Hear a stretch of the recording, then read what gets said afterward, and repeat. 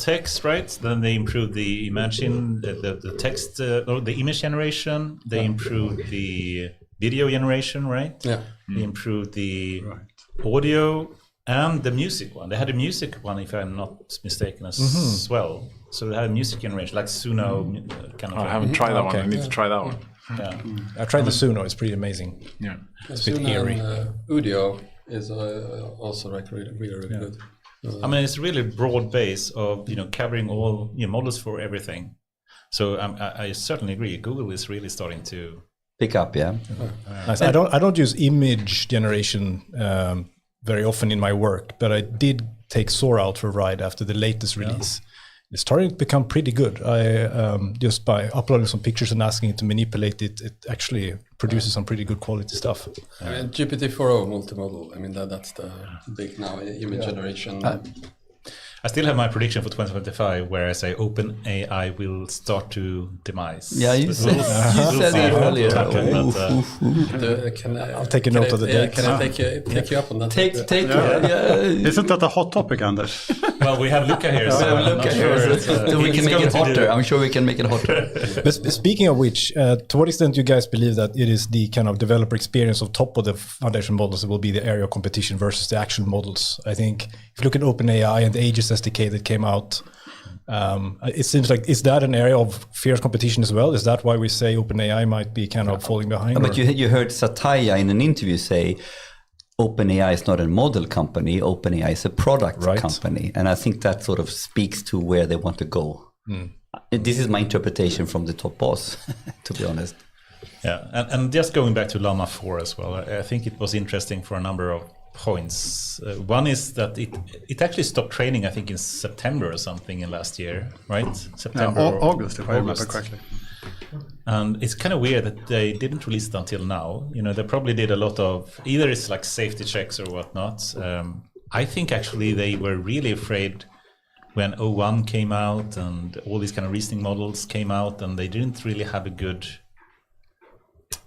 sales USP for Llama 4. What do you think? Until DeepSeek sort of gave a recipe on how to do it. Yeah, but and then they could do it. But Meta haven't done it, right? They haven't released the reasoning model. Not yet, no. Not yet.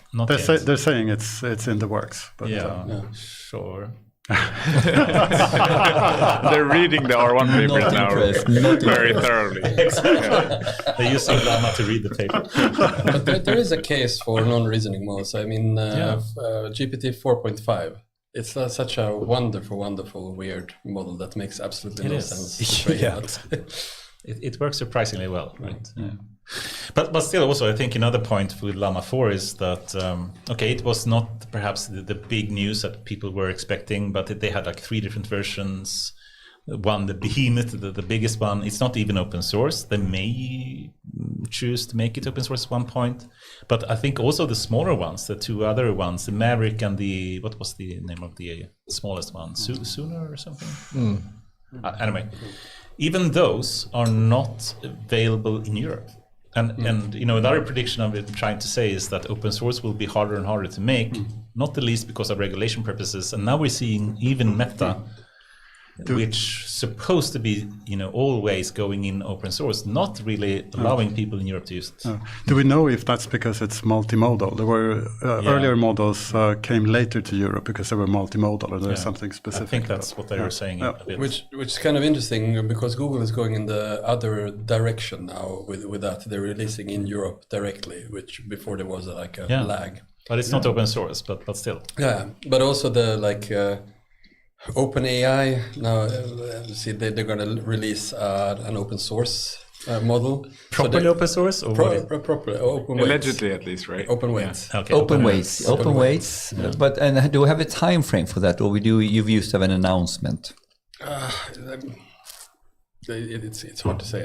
Even if you knew, you couldn't say. But I was trying to get a scope. You know. I genuinely don't know. You have to ask again in 1 hour. So Luka, you can blink if it is the secret model that's topping. That's very good in the. But I do know which one that is. I actually do know which one it is, and it's not the Microsoft-based one or OpenAI one. Guys, with that, I think it's time to kick off the real episode here, and I'm like a kid in a candy store, and I already apologized to all the guests that I really want to listen and learn, but when I get excited, I can't fucking shut up. So I'm sorry for the listeners and for everybody starting right this. We're going to talk about Agentic AI, and we talked about the theme where we called it from practical implementation to strategic implications. And since we are so many in the panel today, we will have some house rules. But before we get started, let me introduce the guests, or actually let the guests introduce themselves. And we will do it in a more sharp way. All of you guys have been on the show before. So, if everyone listening wants a more detailed introduction or background to who is Luka and what did he do before, I will now do it like this. So we had Luka here in the pod, episode 6. This is the first year. Wow. At that point in time, you were CEO or founder of Peltarion. Can't remember. You were 2 co-founders, right? Yeah. And so with that background, go to episode 6 if you want to know more about Luka. And now I want Luka to introduce himself from the context of Agentic AI. What are you working on? Or your 2-minute introduction of who Luka is, Crnkovic-Friis, and where you work and what are you working on in the context of Agentic AI. And then we go around the table like that. So I get to go first. You get to go first. I'm doing it clockwork. So I'm doing it clockwise. That's all. So I am the head of AI at King, the makers of Candy Crush, which is part of Microsoft. And speaking from both from a King and Microsoft perspective, Agentic is the big thing on everybody's mind, and tons of different projects, tons of different exploration, what it means, how do we adjust our workflows, how do we think about the infrastructure. And we'll get into a definition discussion. Oh, very soon. So I'm not going to don't ruin it now. But I'll say there's nothing to it. It's like the key thing, the key insight is that intelligence is all you need. It's the models. I thought it was love, but okay. Yeah. Intelligence is all you need. What? Attention is all you need. Or what is it? Love is all you need. Okay, good. Now we move to Martin. And Martin was a guest in episode 56. So this is a while back. Yeah. And please, Martin Lundqvist, introduce yourself properly in the context of Agentic and Agentic AI and how you're working on that now. Thank you, Henrik. So CEO of Arundo Analytics, we build solutions for the asset-heavy industry. AI, before AI, we call it machine learning. Before that, first principles, parameterized models, hybrid, kärt barn många namn, as you say in Swedish. Agent became something that was very top of mind for me roughly a year ago now, I think, maybe 9 months ago. It's a year ago we talked about this. And without going into definitions, which is challenging at this point, it provides, since we work primarily with time series data and asset bases, which are fairly complicated, we have been using knowledge graphs to structure that knowledge for some time. And it turns out that knowledge graphs are fairly good as a starting point for implementing Agentic AI, whatever that is. We'll get back to that. We're going to get back to that. Yeah. So currently we are having quite a substantial part of our resources at the company focused on Agentic AI. And I just want to give the backdrop. Then sort of, Luka was the guy who sort of in one of the conferences I went to, the way he sort of brought that up. Very short around that. We were starting to do the research on that, and then I happened to talk to you, and we were like, okay, this is happening. So how do we deal with that? Arundo is doing, we're doing all the old stuff, but we really need to also figure out our position or our marketing and our product in this context. So, correct. And that is a year ago. That's probably like a year ago, yeah, that's right. Yeah. All right, moving to Jesper. And Jesper, you were here last week, so I don't know how many episodes I need to talk if I'm going to give your name. List them all. But Jesper, you were here as a guest in episode 116. Mm-hmm. But Jesper, short introduction from the Agentic perspective as AI lead engineer, I guess, in Volvo. Yes, that's me. So I think my my key interests in agentic AI is both within code generation, both as a user and dabbling with it myself. But what I've been mostly working with is automating work in analytics. So things like doing analysis, generating DBT code, all of those things, trying to find out interesting things about business from analytics point of view using agentic workflows, you could say. And I agree with what Luka said, that intelligence is definitely what sets it apart, and that's a real bottleneck. I would add also context to, as you were saying. So to have the stored knowledge from the company that is important to make decisions in a good structured way. So I guess I combine your approaches. Cool. And I remember at NDSML you were presenting there, and I think it was around that we were talking about that, like one of the key use cases, a product manager in Volvo, and you were working closely with him, and you were trying to define, okay, if you were to hire a business analyst and you wanted your product reports or whatever that person as a data analyst should do, how would you build that? And I think that was one of the, as a framing view of agent or whatever. Yeah. And this is how many months ago? Not a year, but maybe a year, almost also a year. I think it was in the fall. It's in the fall, right? It's in the fall. Okay, good. And now we have Vilhelm. And Vilhelm, you have been a guest in 2 separate episodes. Yes. In the one hand side, representing the brain of mother brain. Yeah, the brain of mother brain. And then, of course, with where you are now, QA.tech. So I have you up here now so people can follow you on episode 117. I guess that's QA.tech. Yeah, is that the QA.tech one? QA.tech. But if you want to go to the OG episode with Vilhelm, you need to go further back and look at the mother brain episode. But here we go. So you are building at the core of the topic today, I think. Tell us, what are you doing? I'm a co-founder and the chief AI officer at QA.tech. And what QA.tech is all about is building agents in order to be able to automate different user flows and use that for testing. So essentially developing like synthetic agentic users that you could kind of test your web pages with before releasing to production. Yeah, so quality assurance testing as fundamental field, and then how do we agentify that? Yeah, exactly. I think what's clear when you look historically, testing has been around for a very long time, and a lot of automation effort has gone into this field, but it's still kind of stuck a little bit in very scripted tests that are very hard coded and well defined. And if anything changes in the platform, it's very hard to kind of maintain those, and you need to update them all over the place.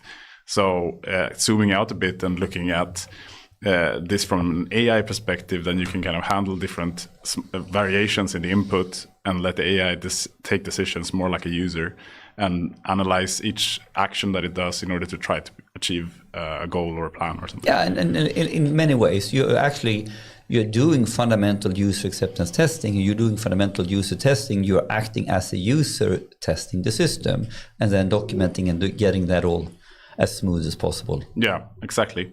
And we're also using knowledge graphs heavily, so we kind of scrape the pages to kind of build up the understanding of the customer's kind of system that we need to. Exactly. Yeah. And I will do something. So this is the intro, but I will actually ask you, Anders, as well as part of the panel today, and me also as part of the panel. What is do you have any specific relationships in your work right now to Agentic, or how do you see that? Well, I think we will want to improve the functionality and value from AI in general. And we know AI is really good at perceiving information right now, especially text, but also images and other types of data. And then we can start to see some kind of reasoning working, but still I would argue that humans are much better in reasoning than AI is today. But AI is better in perceiving data today. And then what we also want to do is actually to have the AI systems starting to take action. And that is where we're lacking a lot today. And this is what I would say Agentic is starting to get more into.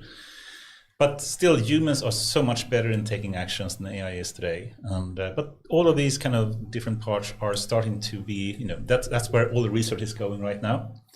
And it's also something that of course, we at work want to improve on. And as you are starting to see AI systems becoming good at also more taking action type of work, the value will significantly grow in any kind of company. So that is what we are working with as well. Everybody's working on it. It can't be avoided. So now we're going to do something we never done on this pod before, and that is to have some sort of structure. So the way because we want to cover a topic from practical implementation to strategic implications. So I'm going to ask you, Goran, to help me be a little bit of the time master, and we're gonna structure the podcast this time in. We're gonna have 5 or 6 distinct topics, and basically the way I'm leading now us to play this game is that we're gonna go bananas in time frame of 20 minutes, and then it's gonna be a full break, and then we go down rabbit holes like crazy for another 20 minutes on another topic. So we get some sort of controlled chaos, maybe, I don't know. And the topics are laid out in the following way. First topic, defining agentic AI. What are the core characteristics? Or like, Anders, can we bring it down to the most brilliant one-liner? 20 minutes. And then we're going to talk about topic 2, practical implications. Why does agentic AI matter now? I don't care about the future in 10, 15 years. Why do companies need to start thinking and caring about this now? Topic 3. Now we start how we build systems. So we start with designing single agent systems, framework, component strategies. And here we can go nuts on different topics, ins and outs. Topic 3, 20 minutes, will merge into how we scale these topics. So now we go from single agent system to multi-agent platforms, organizational technical scaling. So we start with fundamentally understanding how we build agentic systems, and then what are the considerations when we scale this out in enterprise way. And here, Martin added a topic that we need to cover within topics 3 and 4. We kind of need to talk about the data. Maybe almost like its own topic, but I try to see how we can understand data and the requirements of data in relation to agentic, if that differs, both for single systems and agentic systems. So you will be the moderator of the data dimension in topics 3 and 4. Yeah. Then we go to topic 5, challenges and risk, and maybe data is the risk as well. I don't know. So we're understanding now, okay, we technically know how to build systems. Where can we fuck this up in terms of agency, blast radius, blah, blah, blah, What are the dimensions that you need to really watch out for in terms of building agentic systems? And then we have topic 6, where we call it strategic outlook. And it's not as maybe physical as we typically do it the last couple of topics. So it's more like preparing practically for an agentic future. So it's a little bit like going down the trajectory to understand how we organize for the trajectory today. So you need to take a philosophical or more fundamental long-term view on it, but practically what's the direction that you kind of need to care about now. And when we've done those things, 20 minute, then we have maybe some time for wrap-up and reflections. And here we can go bananas if we want to go philosophical, if we want to give our key takeaways, or if we just want to drink beer, I don't care. So hopefully we have a little bit of slack in that. That's how it's going to run. So with that, any questions? Let's do it. Let's do it. Do it, yeah. We start with the first topic, defining agentic AI. And of course now, if I started with Luka the last time, I'll start in the opposite end. Oh, wow. That's great. And I don't know, there is a lot of buzz going on, and there is a lot of, hype going on. And I think I see a lot of definitions where, is that really agentic? So I don't want to that's entry point to really what is agentic and agentic AI, and what differentiates that from what we've done in the past. And I think we can go shortly around the table, and then we'll see what this leads to if we can get to a conclusion. But could you start, Vilhelm? How do you define agentic AI? Yeah, I like to think of it from like older definitions that comes from the robotics side of things. So in general, an agent is something that can kind of operate within an environment. It can observe its environment, and it can take actions that affects the environment. And then kind of usually that's also tied to some kind of goal or high-level instructions. So an agent then, like agentic AI, would be an AI system that can act in an environment, take decisions and actions then to that will kind of try to achieve a goal. Okay, so we have taking action, making decision, achieve a goal. Observation as well. You got in there, okay? I'm going to let it free now, so I don't want to oversteer it. So anyone wants to go next? I can go next. So I think the fundamental thing is, to me, action, because that's what's missing in the previous paradigms. We have RAG, where it's just about maybe making a chatbot, answering questions, but taking action. That's the thing that will it will drive so much more value. If you can do the work of much more people with just one agent that can take actions, then you will get much more out of AI. And we're all struggling with proving value in some form or another. It's sometimes it's easy, sometimes it's less easy. But with agentic AI, when you can take actions on correct basis, then I think you have something. Then you can do a lot of further definitions if you go into the actual implementations. I think I talked already last pod about if the way Anthropic talks about it, they're saying if the LLM is the one controlling the loop of the system, like if you iterate until something is done and you let the AI choose when it's done, then they're saying that's the agentic pattern. But I tend to be less strict when I think about agentic AI myself. If it's something that takes action, then I think of it as agentic. Is action and decision making synonymous, or no? It can take action but not make decisions. Yeah, so it needs to be able to do something in the digital world to make a decision. That's just like saying yes or no. So I don't think that's no. But take action is also something you can think more about. What does take action means? Is it actually about choosing which action to take, or would a tool use about calling an API be considered an agentic system? I think so. Yeah. My definition, first, I don't think it's since agent is a very general term that comes from, as I said, from among other things from robotics. There are many definitions. I think it's easier to even to use this new made-up agentic word, because then we're talking about a more narrow domain. Yes. And to me, it's an LLM with a tool. And when it got useful, when the LLM got really smart. And there's more to it. There has to be a task, you give it a task and it can do it in an iterative way. You're stepping into deep, tough ground there, because this is the argument that me and Anders got stuck on, going, with the autonomous vehicle example. That is, I think, is a good example, and you can do it better than me. But we've been lacking control, so maybe agentic is the control part. If you take a autonomous vehicle example, but if you now want to actuate something, I think it's a challenge that could be a very narrow definition to define agentic. But I think the fundamental challenge is how that will play out if people go crazy into this, but don't think about, perception or get observation. But just going back to what we spoke about, take actions versus choose action. I think that's an important distinction here. And using an API, that's an action you can take.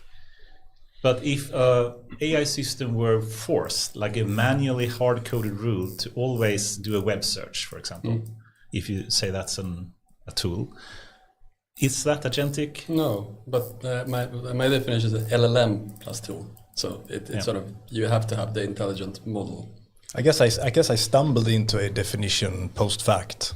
I had a conversation, this is a year ago, I had a conversation with one of our customers. We've been working with it for a long time, the big chemical organization. And he's the head of reliability across all these sites.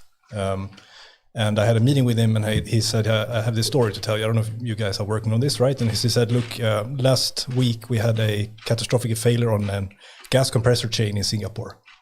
Okay. And he said, immediately I needed to understand, do some root cause analysis. I asked the team to bring me a distribution of the mean time to failure across all similar types of compressors called all my factories. And he said a month later, they came with a report. So I stumbled into this. So that's when I realized, hang on, if I can build a tool that translates his question into a number of steps, and then those steps can each be executed through API calls, some observability, testing that the steps have been executed correctly, collect the data, massage the data, present it back, some visualizations. I'm sure I could imagine a world in which that didn't take a month, but maybe a minute.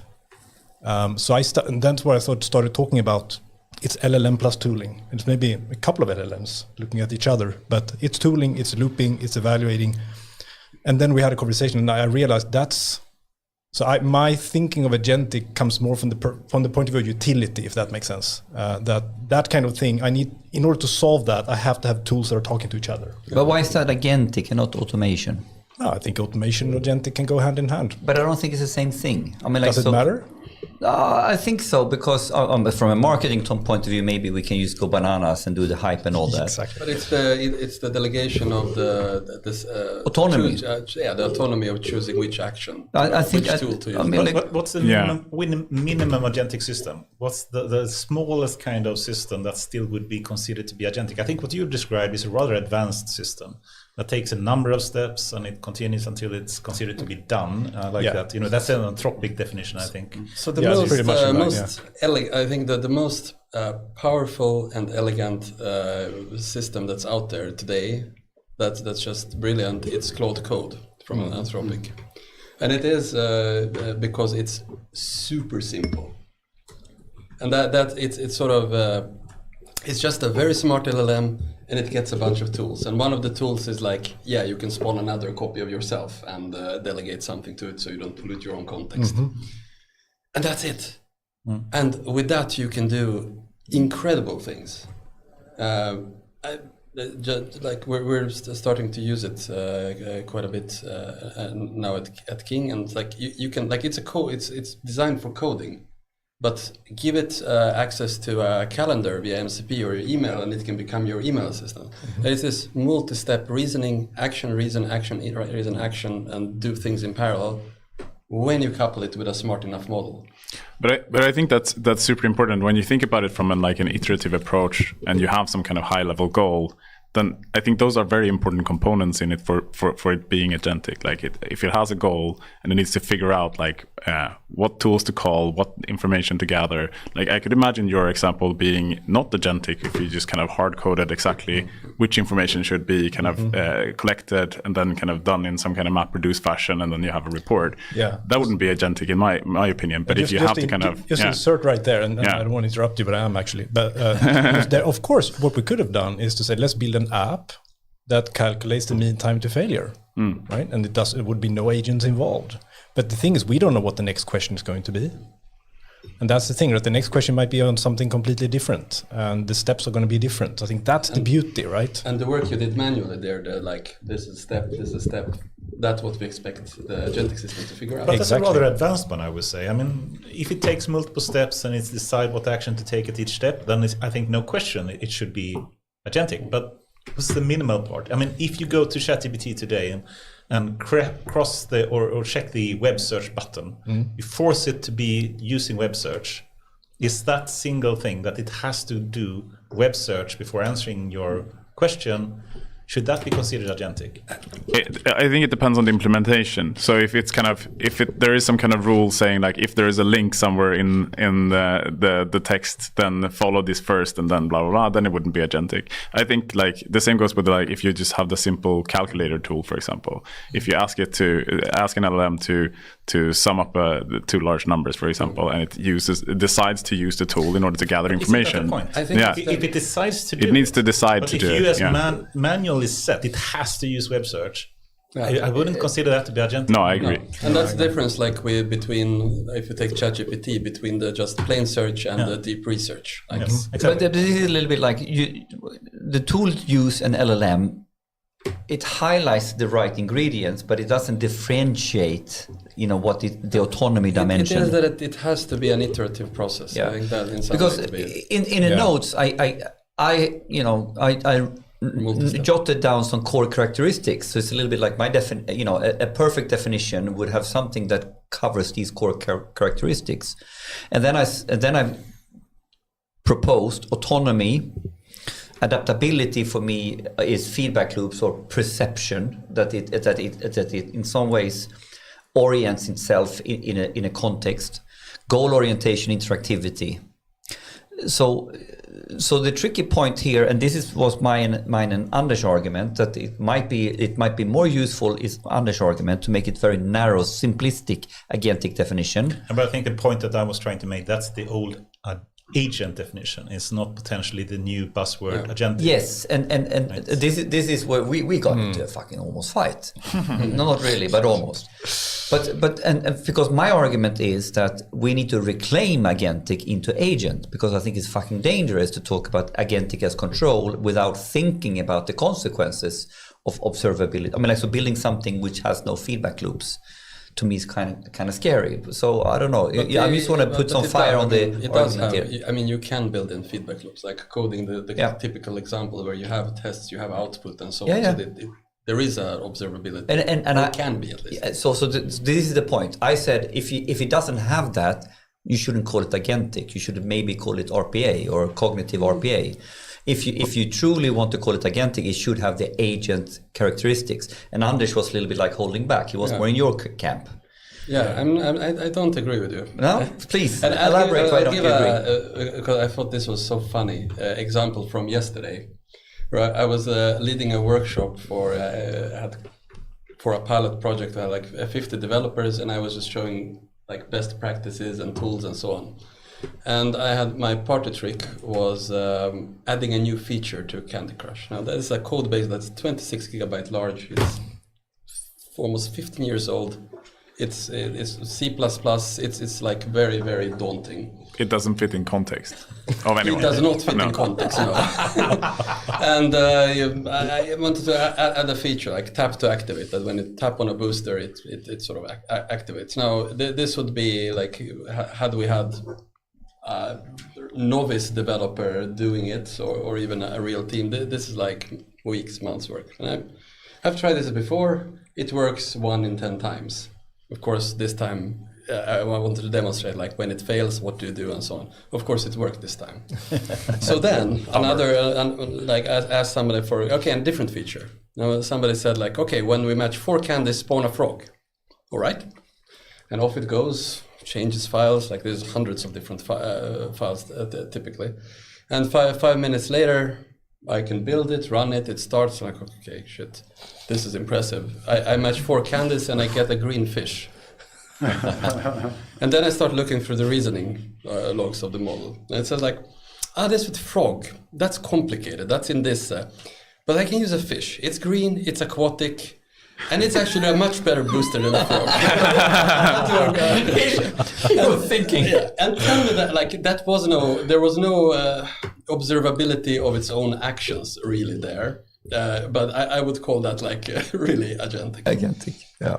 Yeah, I agree. I don't think it necessarily has to be tied to observability.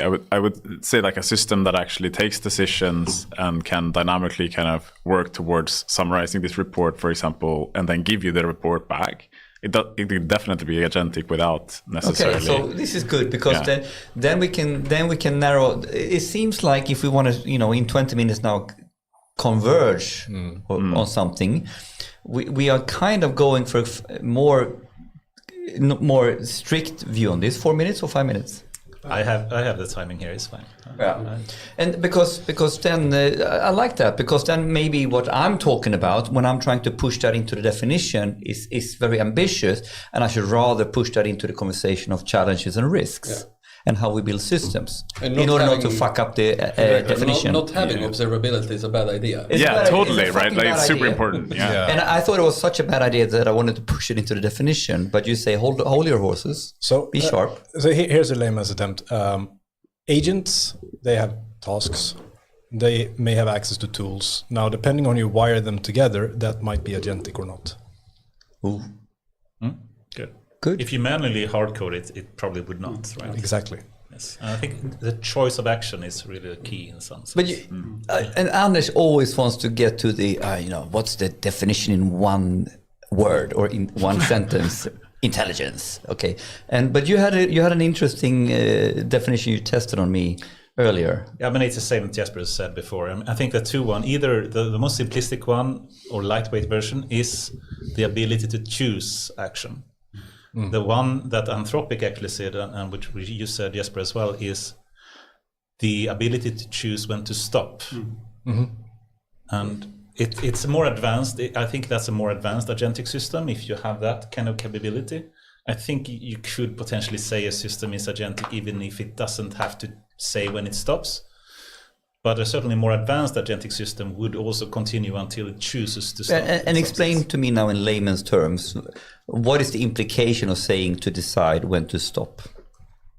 If you take the deep research that basically all of the big frontier AI systems have, it basically will continue to do research and do web search and then continue do that iteratively until it comes to a point when it says, I now am satisfied and I'm going to publish my results. And then it chooses to stop. Yeah, exactly. It's kind of hard to know when is it good enough. Yeah. That's not easy. No.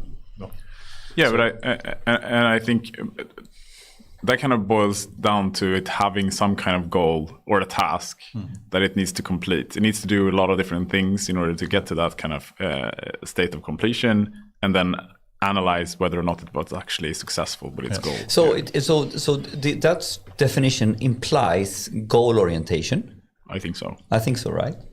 Can you decide not to stop if you don't have an objective function? Well, you could potentially give up as well. You can give up, yeah. You set the recursion limit. All right. So how do we, because I think... we reached some kind of nice consensus, yeah, I think. Here. But okay, so now the second part of that question, and now we have 2-3 minutes on that.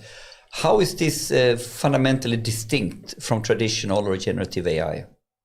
Or chatbots or whatever? What is the distinct difference to what we're discussing now to what we've done in the past? The models are smarter. I mean, that's the whole thing. Like, all of the stuff that we're doing now was done like not minutes, but like a week after GPT-4 was released, we had AutoGPT that essentially did all of these things, but it didn't work because the model was too dumb. I mean, you could also phrase it like, stupider models are able to complete tasks, more advanced tasks, by being agentic, right? By taking these kind of iterative I agree steps. with that. You can have a smaller model that can achieve more complicated tasks. I want to push it further. But would you agree? Yes, but I think like for it, it's more like the agentic, the modern type of agentic stuff started to work when the models got smart enough to be able to pursue a more long-term trajectory. But how has our objective as coders or developers or consultants or product developers changed when we say, now we're adding agentic compared to what we did before?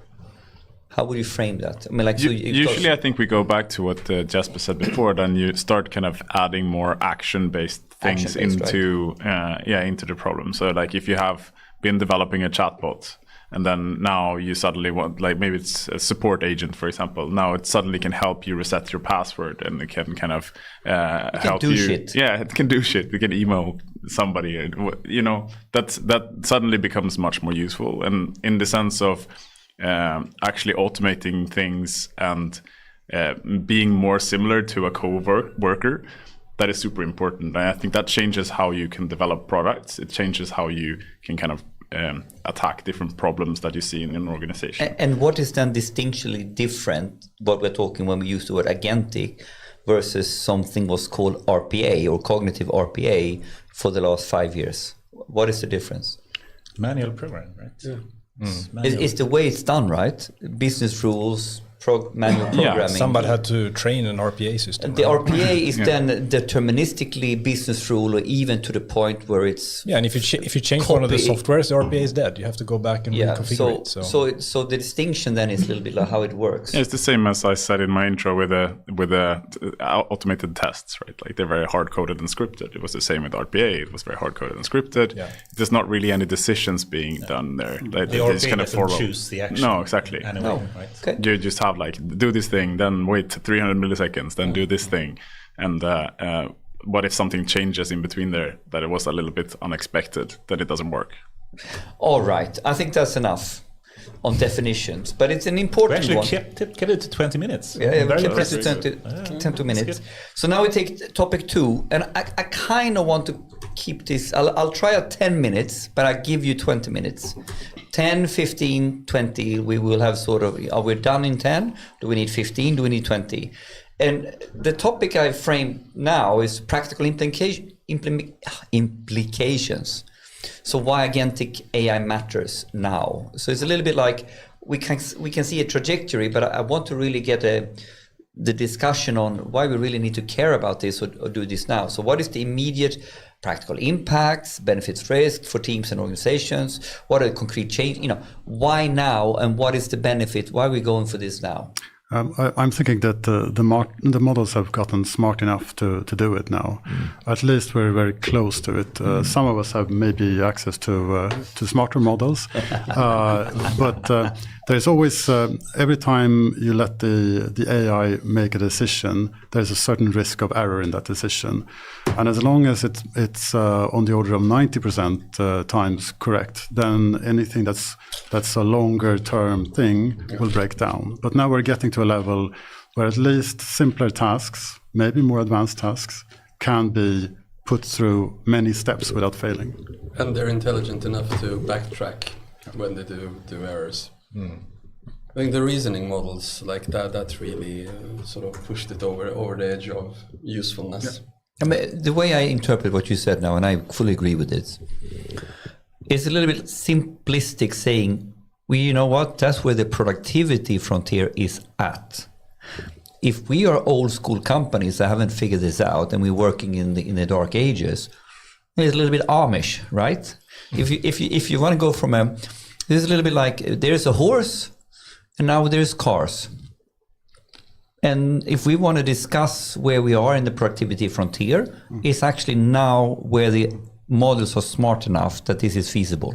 And it's happening now and then in the next year. So we are in a horse versus car moment, maybe. And I agree with that, but I still think there are a lot of companies, as you're saying, that are living in the dark ages, that haven't even tried drag, that don't know the sort of limitations of that. Yes, but they need to start with that. I don't think you should rush into agentic now. But they need to wake up. It's a little bit like we are walking, we are driving our horses around, and there are how many people, how many cars in the street, how many years until New York was shifted from horses to cars. You could argue the other way around also about RAG, is that those that were slow actually did themselves a favor. They skipped something that was perhaps a dead end. Yeah, for sure. But it's not the point, right? The productivity frontier, what is doable with the compute and with the LLMs and everything like now, has opened up the automobile. And it's up to you to get your head around that in order to think about when you're going to switch. Or I mean, it's very. Am I taking it too far? It's still early stage. Like it's early stage of, the time. Well, the time scale is super compressed. So what is important now is to start thinking about it really seriously. How this affects ways of working. How do we deal with these things? But I think also it's early days, as you say, and I think a lot of people and companies underestimate the complexity of actually taking actions. Yeah. Just to give a concrete example here, let's take something like parsing an invoice. We have really good perception capabilities with LLMs today. They can look at the image or the text or the content of an invoice, and they can easily understand and perceive that better than humans, easily. But then you want to take an action on it, and you want to potentially put that information that you extracted from a PDF into some other EPR system or whatnot, or ERP system. But then, okay, how do you do that? Let's say that you don't have a well-working API, or let's say you even do have an API. How do you get that kind of action being taken? Like you use paying one of the computer use models. But that's not working yet. Yes, but you know why it's not working? Because our images and LLMs are not working, because we are clip compressing the hell out of them, so they're losing all their spatial data. But they need to reason but the DOM instead. But the point is, they are super much into prototype stage yet. They're not anywhere near, I would say, as mature as the perception part of LLMs are. So actually doing that, either you manually have to code, which I think you still do, how to call the API, and to put that kind of, paying that invoice or not into the ERP system, you have to manually do that. You must have to take the action today, right? But it's like for many types of systems, like we're using now internally to automate some of the, like Workday and other software that's like really poor interfaces, like, and for basic things like booking a vacation or something like that, or and it's like, yes, you have to verify, and you as a human, you typically, if it's something going to production, you do have to supervise it a couple of times when it does it, and modify the prompt and sort of guide it. Yeah, but I don't necessarily agree that it's too hard of a problem. I think we have a lot of different use cases where we test systems that is about kind of configuring invoices, sending them, and all of these things. You have already created the API, right, and built the tool for it, haven't you? Yeah, we have the tools for interacting with the browser. We're not creating tools for sending invoices in the system. That's tricky. So exactly. And we are using multimodal, where we're both looking at the screenshots of the interface together with kind of condensed representations of the DOM and those things in order to make it like smarter and better. But I think 6 months ago or even shorter, these models couldn't figure out interfaces at all. Yeah. Like if you asked it if it's in dark mode or light mode, it would just say like, oh, this is in dark mode because the background is black, even though it was completely white picture. And because they were not trained on those kind of information-rich interfaces. To your point with the clip encodings as well. Yeah. Would you say it's mature enough that you would put in production? But it's so much better now. That's what I'm saying. Okay, it's so much better now. It works. It actually works now, which it didn't do. It does. It does if you structure the problem in a correct manner. In a computer use sense, using keyboard and mouse kind of interface. Yes. Yeah. But Anders, I wouldn't put a system in production paying my invoices without human intervention or supervision at all today. That's more about trust, I think. Yes. Yeah. Because it's not mature We'll get there in the agenda point 4. I hope about trust. But as it relates to computer use, I think you have the path of either going the API route or you go navigation route. Yes. And I think the API route, yes. I mean, of course, the big incumbents are going to take that route, right? But there are so many ERP systems, HMRS systems. I think that the DOM route is actually, I've seen a couple, I'm working with one team now, it looks really promising. What is DOM route versus API You don't route? reason about the image, you reason about the actual site, okay. right? The Or site both. structure. Or you can do both, exactly. But then imagine, because every screen typically has there's one action you're going to take and there's one submit button. Right? So how clever do you need to be, right? Exactly. So that's how you take it. But to answer the question, why does it matter now? I think we came in from a slightly different angle. Number one is everybody was talking about the death of SaaS. Yes. Right. I'm sure that's a podcast or 2 episodes about that. But no, on a serious note, I mean, we see there's a ton of startups in our field coming out, building things much faster, et cetera, and they're claiming to be agent first or AI first. And that's not a definition we need to get into right now. But of course, we felt a little bit of a pressure. We need to kind of keep modern, right? Just be very honest. We need to keep modern, right? That's number one. Number two was, our customers are still struggling with just retrieving information. So the average engineer on a site spends 2 to 3 hours a day just wrangling information. So that's still a problem to be solved. And they have various different systems, etc. And number 3 is that dashboarding your way through this is not going to solve the problem persistently, right? That's just not the way. So I felt almost like given that these tools were becoming more and more useful, and now they're becoming very useful, still early days, it feels like we have to do this. We have to look at how we can use. I think no one questioned the value of it. I think everyone wants to have these kind of autonomous systems in place. Yeah. I would still argue that we have a lot of companies using LLMs today to perceive information and be able to query that. I would question if there is even a single one that have a fully productionized autonomous system, for example, working with payments automatically. Do you know of a single one doing that? Yes. Like in a keyboard mouse kind of way, right? Not the API base. Yes. Yeah? So there is a... But very few. Okay, but still, right? It's extremely few, right? There is a Microsoft department that works specifically on the type of computer use, and they're oriented towards enterprise companies, and in particular this is kind of billing and things like that. Like it's not a hands-off situation, and they have an enterprise customer with it in production. But you can think of it as a combination of computer use and rule-based. It's not rule-based because it's in prompts, but you don't have total flexibility. It doesn't like go in with blank context looking at the application. So it does have guardrails and things like that. So, but it's still like. But compared to how many people that use LLMs for the perception purpose or knowledge management, compared to actually automating it, it's extreme difference, right? Sorry, I'm laughing because there is like in OpenAI there's a big thing that I call the perception problem. Like LLMs are really bad at perception. It's like they create the percepception. They're referring to something different. Yes. But I think there maybe these kind of examples that you gave are like the kind of most scary things to put something into production for, like just paying things randomly. Whereas you have a lot of different automation tools that come out today that is more about like information extraction and kind of searching on a lot of different like websites and extracting that into an Excel sheet or something, which is also kind of agentic and works from this more kind of. But people are also fairly, creative. So I know for a fact that I'm not going to point out my finance department in this podcast. I guess I did.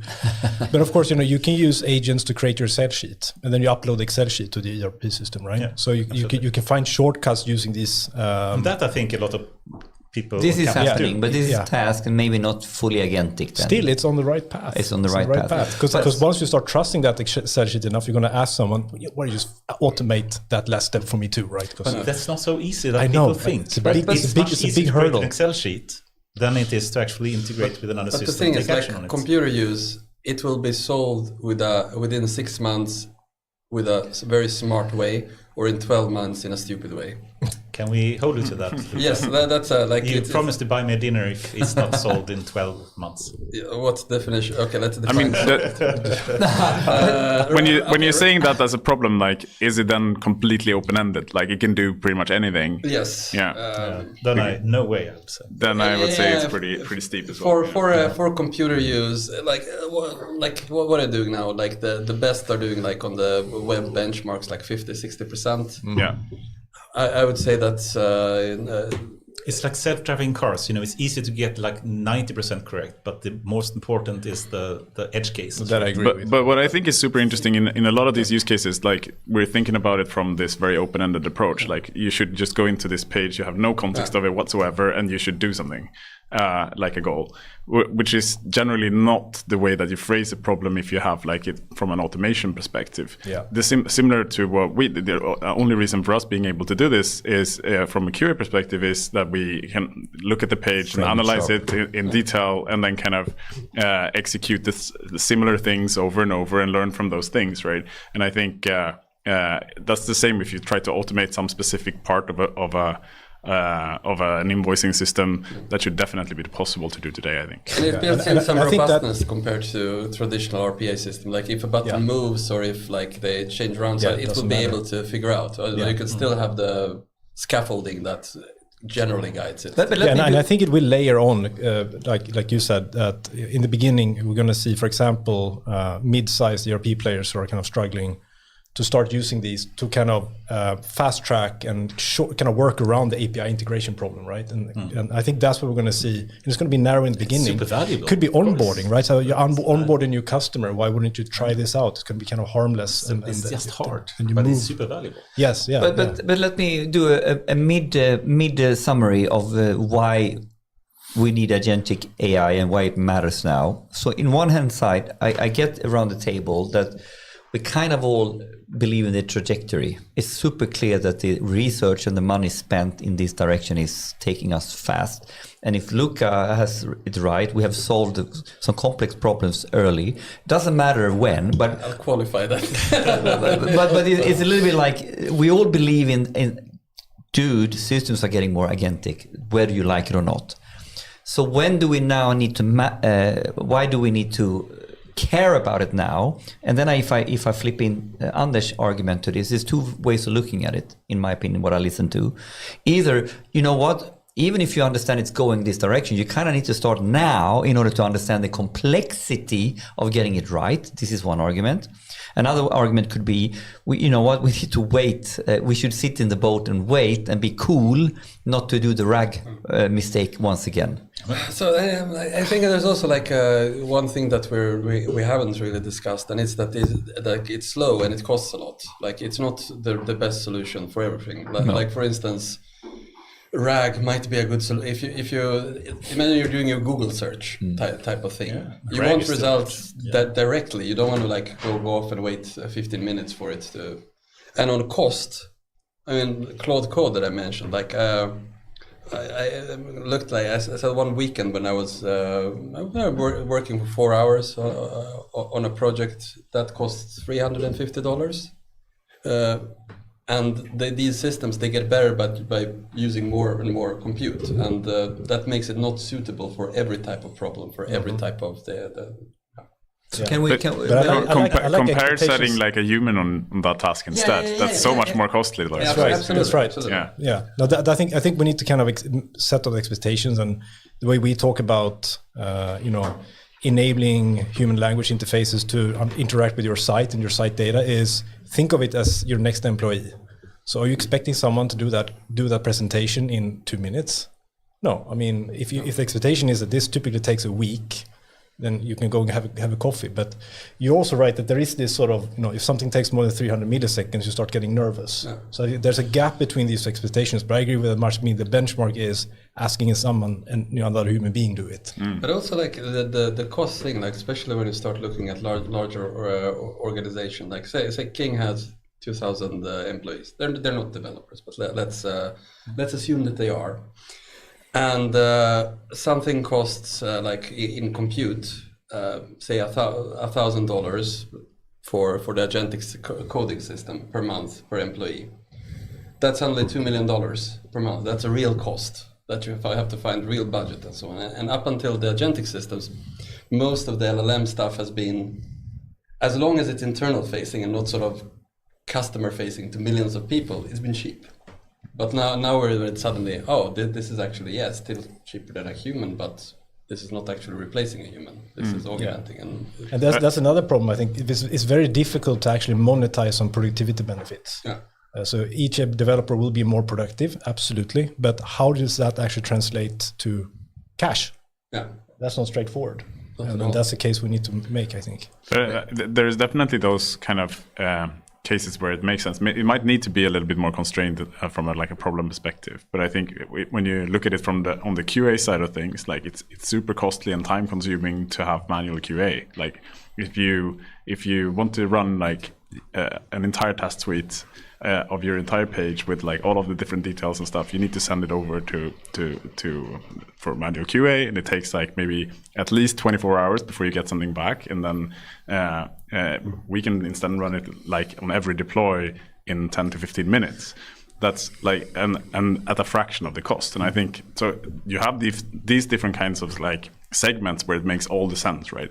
Yeah. And I think the problem where you'd spend a lot of kind of compute on on coding interesting things and get more productive. But if you don't have that if you have that tied well to your ROI, then it makes sense. Like if you build more things that will earn more money for, then that productivity is kind of well worth. To take the next, it's more of a definition problem. What you're actually spending time on, right? Yeah, but does that mean that the conclusion could be that look, the companies that start today, they will hire way slower and surpass the companies that have hundreds and thousands of people, hundreds or thousands, not hundreds and thousands, but hundreds of thousands of people.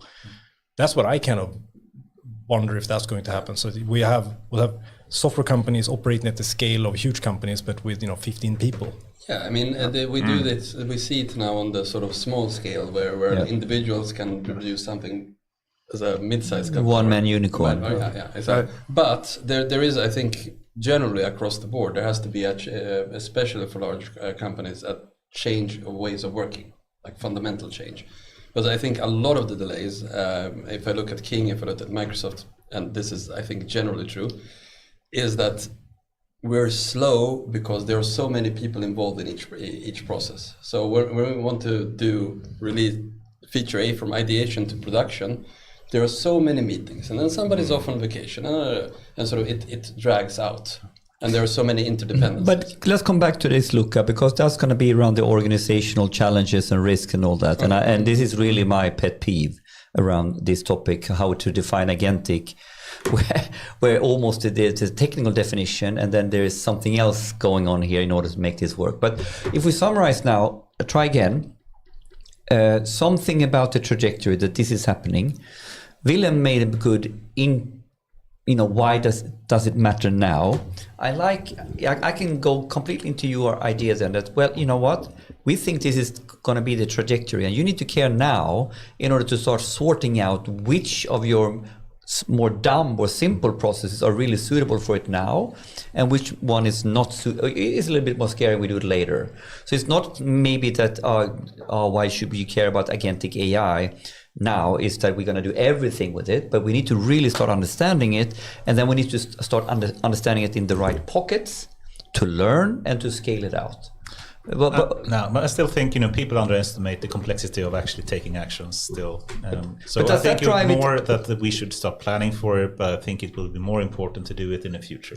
Yeah, but does it matter now? Or are you in the camp that says, hold on a little bit, and we can watch it and we go hard into it later? Or do you think you need to start engaging on it in order to learn enough to start planning for it, but not really waiting for it to become more mature before you invest too much in it? Actually. Yeah, I wonder if we're mature, if it's mature. I mean, the whole space is mature enough to have a strong top-down opinion about it yet, because it feels to me like there's so much new capabilities coming out at such a high speed that just observing the team, experimenting with new tools, new ways of doing things, finding new productivity pockets, it's wonderful to see. But if somebody asked me what's my opinion on how I should structure this, I would be drawing blanks. I'm like, right now I love the fact that these tools are emerging. I think you nailed it together. If I put your argument together with Luka's argument, why does it matter now? Because we need to understand there is a trajectory here. We need to start planning for it. But if we are organized in the wrong fucking way, we have other blind spots and blockers to why this will work. So we need to start experimenting in order to figure your thing out. Because they're also unknowns. Those are the unknowns. I have some theories, but it's like... But how? So if you haven't even experimented and tried it, how can you know anything about the unknown? It's a blind spot. So if I go with the trajectory, and then I'm really equally cynical as Anders, we need to really... It's not mature. And then I go into this is a blind spot. That trifecta means you better need to start experimenting on it now to plan for it, to do the hardcore changes in organization. That's what I'm getting to. I think there are some good prototypes for that. If you look at some AI labs like OpenAI and also Anthropic, if you look at like how are they using this internally, exactly. There are a bunch of interesting lessons there. Good ones. And they are on the next level. Like they've gone really full all in on it. But they also this is so new, and these capabilities are. And so many companies are so far behind. I mean, they just need to get working with LLMs at all to start with. In many cases, I think a lot of companies are behind on automation in general. Right. Yeah, so I think even RPA stuff. But is it then? Why does it matter now? to start experimenting, to start learning, to start figuring out the blind spots. Isn't that a fair why now? I could buy an argument that says if you don't start experimenting now, you'll have a big problem later. I mean, I could buy that argument. Yeah.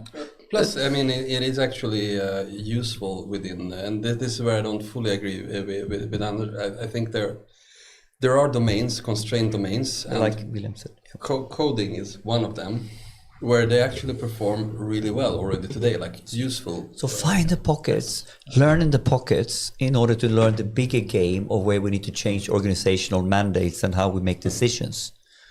And that's why we need to start. This is at the same time now with the accelerating productivity frontier or innovation frontier Kurzweil. The longer you don't even start, can you catch up?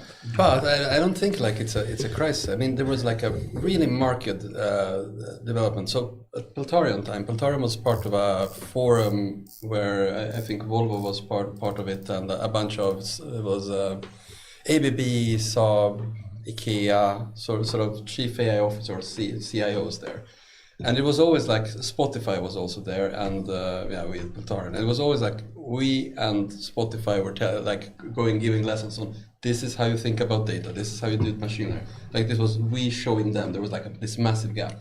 Then when generative AI came around, that gap just disappeared, and you had these old companies doing exactly the same things that we were doing. So there's already been a great equalization there and democratization.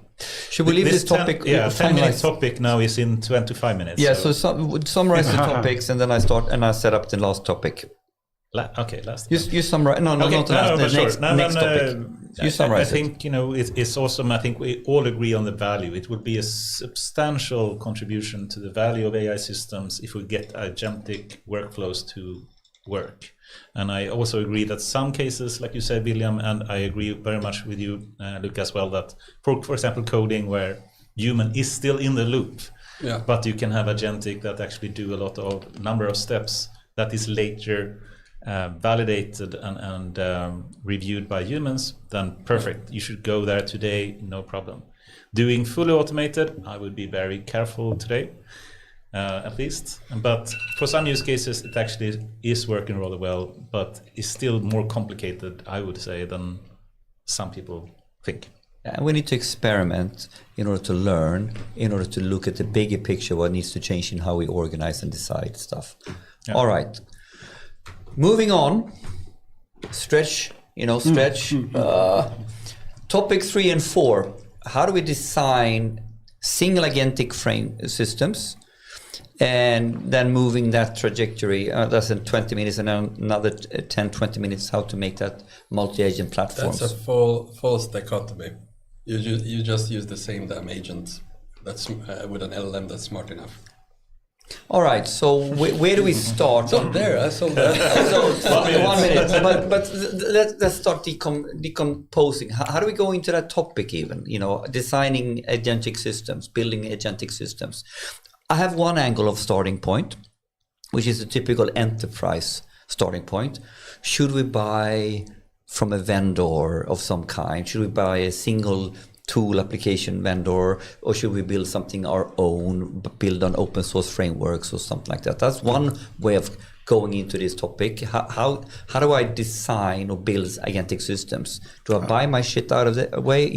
On what level do I buy shit? Yeah, what do I do? I think definitely start with experimenting, as we were saying in the previous topic. If you don't experiment with it, you will not know what to buy, and you will not be a good buyer. So I think that's okay. So definitely. I love that. So don't start with a make or buy decision. Start with something smaller and start with experimenting on something. Okay, so now we go to the experimentation. I think start with collecting data on what's available, and understand your problem, and probably start collecting data on what good looks like, so you can know and evaluate things. Yes. I don't think just hacking away using LLM calls is going to get you anywhere unless you know what's good and what's not good. Who wants to drive this? Because you are the guys building stuff. No. Please, I love what you said now. So so someone wants to build a design. I can just continue on what Luka said there. You could use a single LLM to do most tasks, and I agree to one extent, which is if you have infinite money. Yes. So then you obviously go for the biggest model, do everything. But in some cases, if you want to limit the costs a bit, going a bit to what Lovable is doing with their kind of agentic system to build up the code base, they start with a big model to start with, the 4.0, to do the planning. So basically setting up, okay, these are the steps I need to do to carry out the action that I've been assigned to do. But then they use a smaller model, like I think they use the Sonnet 3.5, which is much smaller, much cheaper, and they do the small incremental steps in changing the code. So in that sense, perhaps there is a point in trying to find a set of different components. Or what do you mean? I think? Yeah, I mean, absolutely. You have the smart model, and then you give the cheap model or the big context model as tools to the smart model. Yes. Okay. What about I mean, I fully agree. We, in building out this sort of virtual engineer, the big model is used for the reasoning, which is translating the question that the operator is asking to steps. And then we may, depending on the question, have an evaluator agent that see, is this a reasonable plan in relation to the context of the types of information that is available? Once those agree that, yes, this is a reasonable plan, then yeah, the agents are more stupid. Different temperature settings, smaller models, because they have some very, very specific tasks. So yeah, but also what I've seen now with, like, if you take one of the smart, like, that's really good at tool, like Sonnet 3.7, like it can, like, if you tell it, here's a function call with a much cheaper LLM, and here's one with big context. You just give it that information, and it can figure out when to use it. So that you don't have to predefine the agents yourself. I think the one thing that as part of this sort of building out, maybe you have would interest you what other guys say. So when you have a system of different agents with tools, what I find very challenging sometimes is having some control over the information that is passed between the agents in such a way that if an agent 3 steps down the road is going to make an API call, what is the information that is actually going to be provided downstream? Because you don't want to have the full context all the time, right? You want to have selective context down the pipe. So how do we make sure that the right information is available to the thing we know at the end of the day is a deterministic API call, but it has been structured by maybe 2 or 3 agents reasoning for a while? That I find is pretty interesting for things we used to have a super complex structure for this, like some time back, but we found that we had a lot of problems with this kind of we call it the whisper game, you know, when you kind of keep whispering to the next exactly thing, right. and then like after a while it's not doing the same thing it's supposed to do in the start. So I think kind of I agree that you can structure it in a lot of different complicated ways, but I think at this stage, especially when models get better and you can get away with like a slightly smaller model and still get really good performance, I think you gain a lot from not overcomplicating it, keeping it pretty simple, making sure that you give it really good and valuable context so that it can take good decisions. That's definitely. But can we try to be a little bit more practical? I mean, like we can use the QA.tech example, but I was just preparing, a little bit like. All right, so let's now build a single agentic systems. And I was sort of pre-preparing, what are those fundamental technical considerations like, the agentic workflow, one big LLM. What about the planning and structured tool use? What about data handling and integration? What about feedback loops, memory persistence mechanisms, stuff like this? What about UX? So, use fundamentally, I'm going to I'm going to do some cool shit in, Vattenfall or Scania or Volvo, whatever, and I'm going to build an agent. And those are some fundamental dimensions. So how do we think about that? You started with some sort of kind of know what you're trying to solve as a problem. Yeah. I mean, the problem itself is pretty well defined, but then again, like there's a lot of different, each customer has a new page and new problems and new things that they want to try. So it's definitely quite complicated. But if you look at I try to featureize the different parts of what you need to build. Yeah, I think. Would you do that, or how would you do it? Yeah, I mean, I think going back to the context that we talked about before, like I think it makes a lot of sense to put a lot of effort into kind of condensing and making kind of high quality context for the model to take good decisions on. And then of course also working with and structuring the tools that the agent has to work with in a way so that it can take good decisions. Like could you elaborate? So if you have like if you want the agent to be able to do different things, not just only calling like one tool to use a calculator or something, then the more kind of tools you add, the more complex the decision is, obviously, right?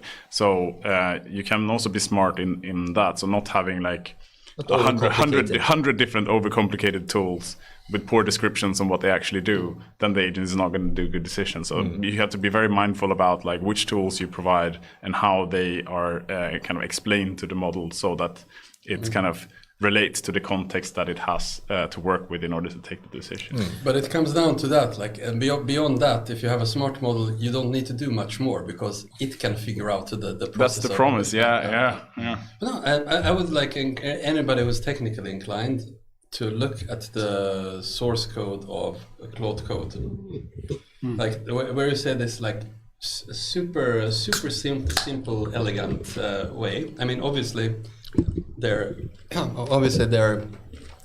masters at prompt crafting, so the tools and the sort of system prompts, but they're simple. And from this sort of just a few basic tools, I think the core system has like 7 tools or something like that. What could you remember which ones they are? Exemplifying.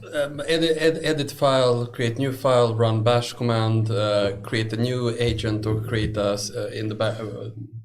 or a series of agents running in parallel. Sort of those kind of. Very simplistic roles, or whatever. Very simplistic. Probably web search as well, right?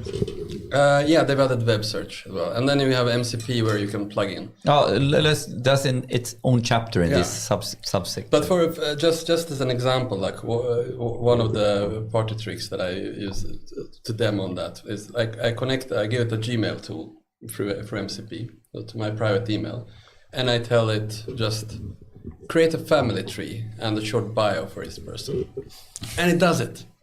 Like it figures out my family, maps it out, and it comes up. And this is like my old Peltarion email, which is my personal email now. So it contains like over a decade of crap data of like everything you can imagine. And of course, it has like birthday congratulations and stuff like that, and it manages to find it. Like impressive. And this is like with just given the tools. It's not. I want to ask: do you always find that it makes the right decision? I had a case when I was looking at doing analysis. So taking a product manager's request. In this case, it was creating sizing a loyalty card for customers, and then if you phrase it in one way, how many journeys should you take to be able to get let's say 100 SEK or something, or just say X and Y for the 2 different parameters. If I just say that, then it's going to take the sort of the cheap route and say, okay, there's a cost to each journey, and we can get that back. We can gamble with 10% maybe, or something like that.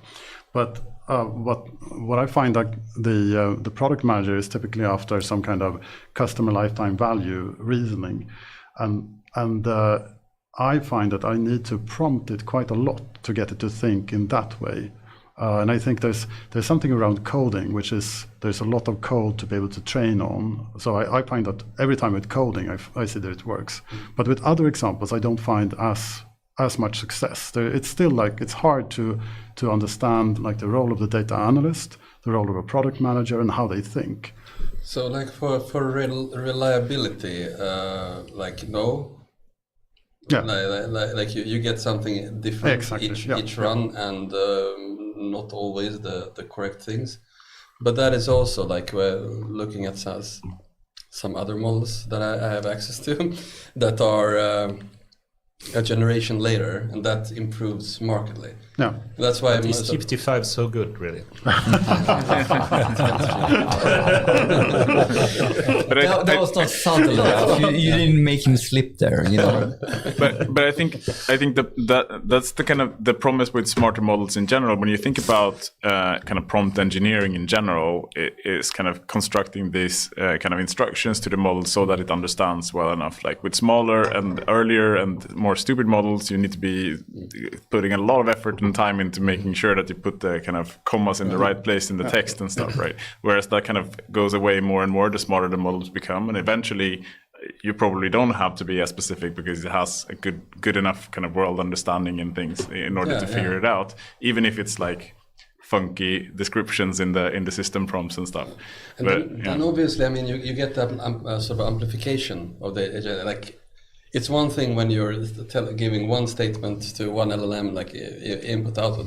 It's another thing when you sort of have a starting point, give a prompt, and then it uses that prompt to do something else, do something else, do something else. Like, it gets amplified, essentially. And that's why I think, going back to I think what we said before, you want to start with a pretty well-defined problem, so you know what good looks like, because then you can start, massaging and putting the right prompts and engineering and the way you manage context downstream, so that good enough actually solves the problem that you're trying to do. So I think experiments should be sort of spiky, if that makes sense, in terms of learning how to do this. And then once you figure out what works for you, for your context, you can think about scaling it out. But for me now, who doesn't understand shit of what we're talking about in reality, what is the environment? If I'm going to set this up and start trying to build agentic systems, where are we working? Are we working in some sort of framework based on LangChain, or like there are different approaches, or do you just get started wherever what do you need as your developer environment here? So like this is where it gets complicated, because the models it's sort of faster than the application layer. Yeah. Like honestly, what I'm using day to day is an internal equivalent of Claude Code, which is like not at all done for the person. It's a coding thing.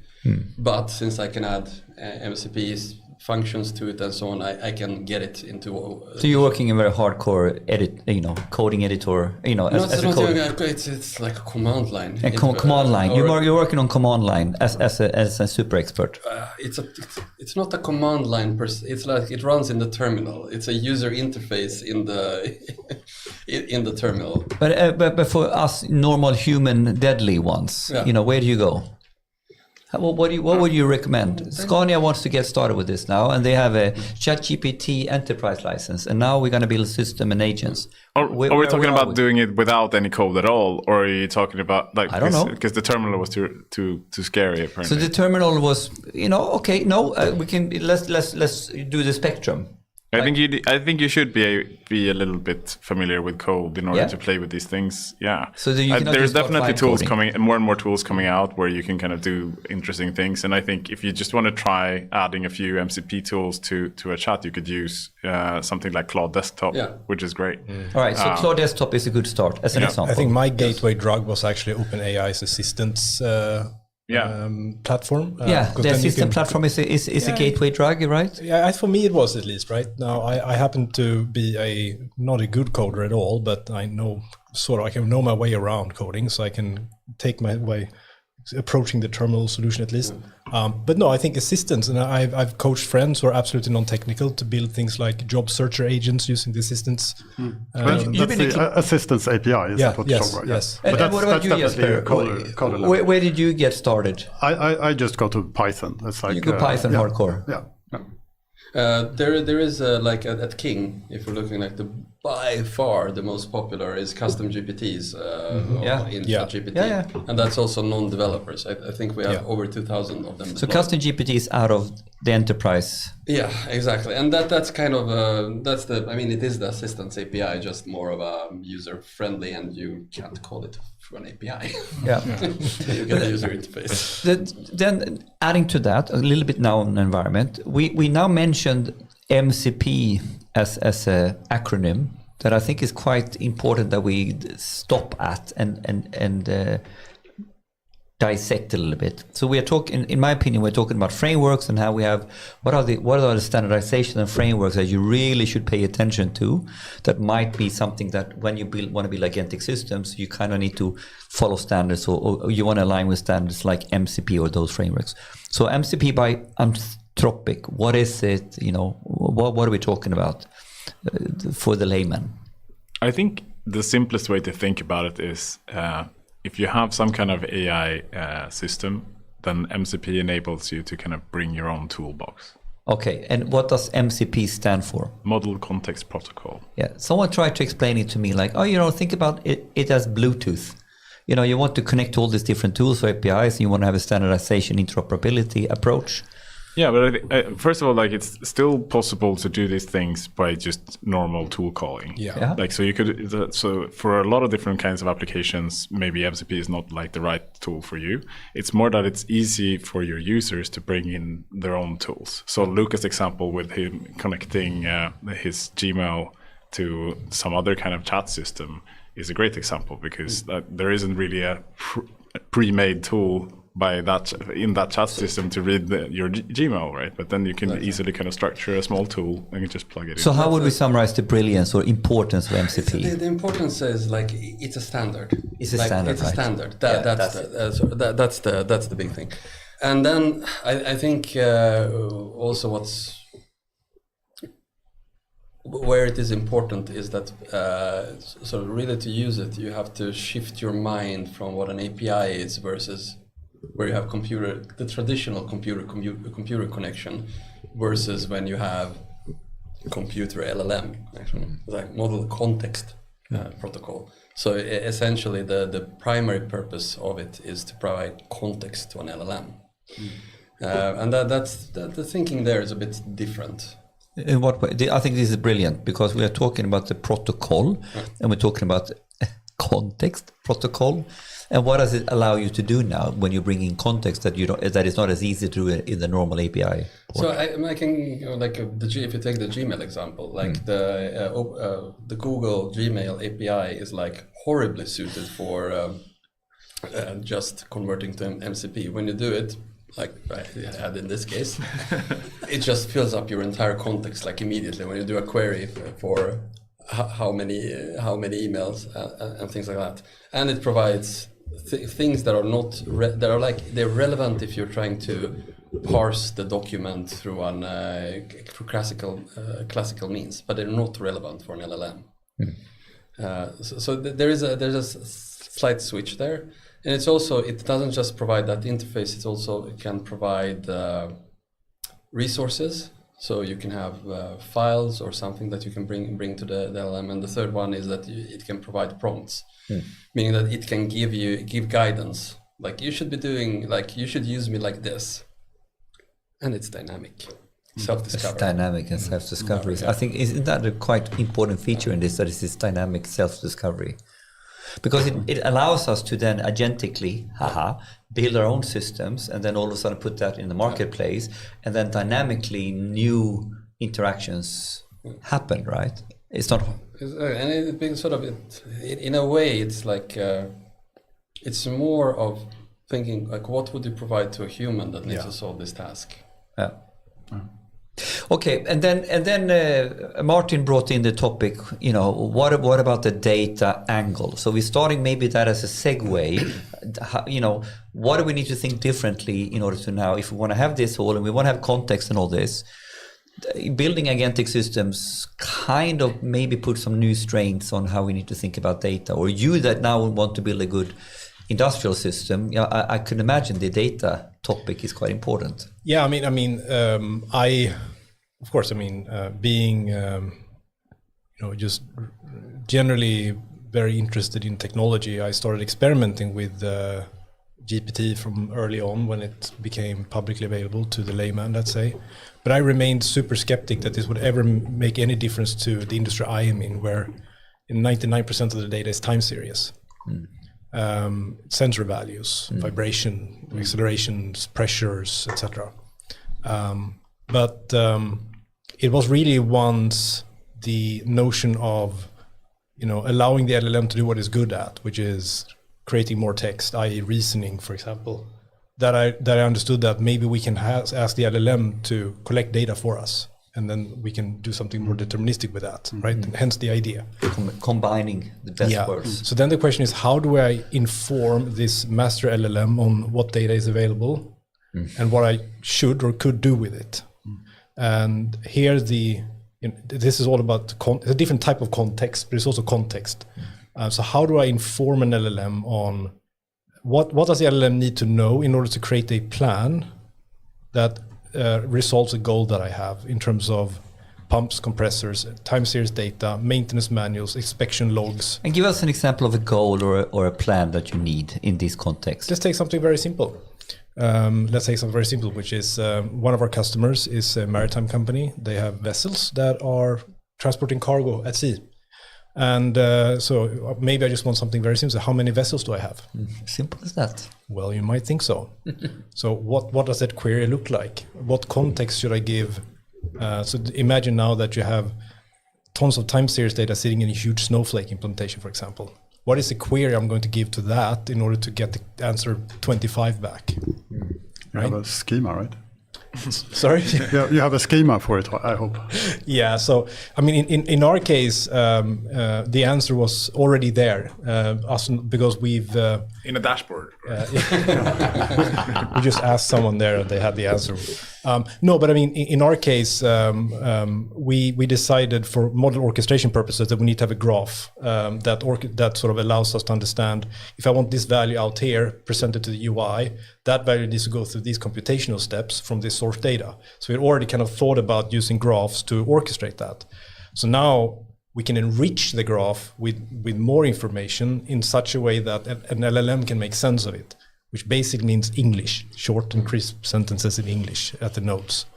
So yeah, without putting context to the data, which is LLM readable, LLM perceivable, if you will, we can't go anywhere really, because it's just going to be a massive JSON file being loaded up into the context window, and it's like, okay. But there's sort of also where now the next level, which is meta, is that the LLM can write code that can read that unstructured and pick out sort of. I'm a little bit surprised, like that there hasn't been more kind of evolution in multimodal LLMs where the modalities are not just kind of image and text, where it could potentially be text and time series, right? Like which is like super interesting, or times and graph. Cool. There are some research in these areas, but it's very kind of slow and haven't gone that far yet. But I think, especially for your use case, it sounds like a perfect. Yeah, I managed to. Not I didn't manage to do anything. It happened to be that one of the data scientists on my team stumbled upon GPT time, I think it was called, something like that, and it's actually reasonably. So it takes in time series and generates more time series. Nice. But it's actually hallucinated time series. That's the best. No, this is data scientist heaven. It actually turns out to be a not entirely useless forecasting thing to do. But no, I agree. Time series is. But yeah, I mean, for us, the answer is at the right moment, have a Python script be spun up in the background that makes sense of the payload. And the payload is going to be very different depending on what we're asking it to do, but that is the answer. Absolutely. Absolutely true. Then now we're almost segueing with the data topic into this to making sense in larger context.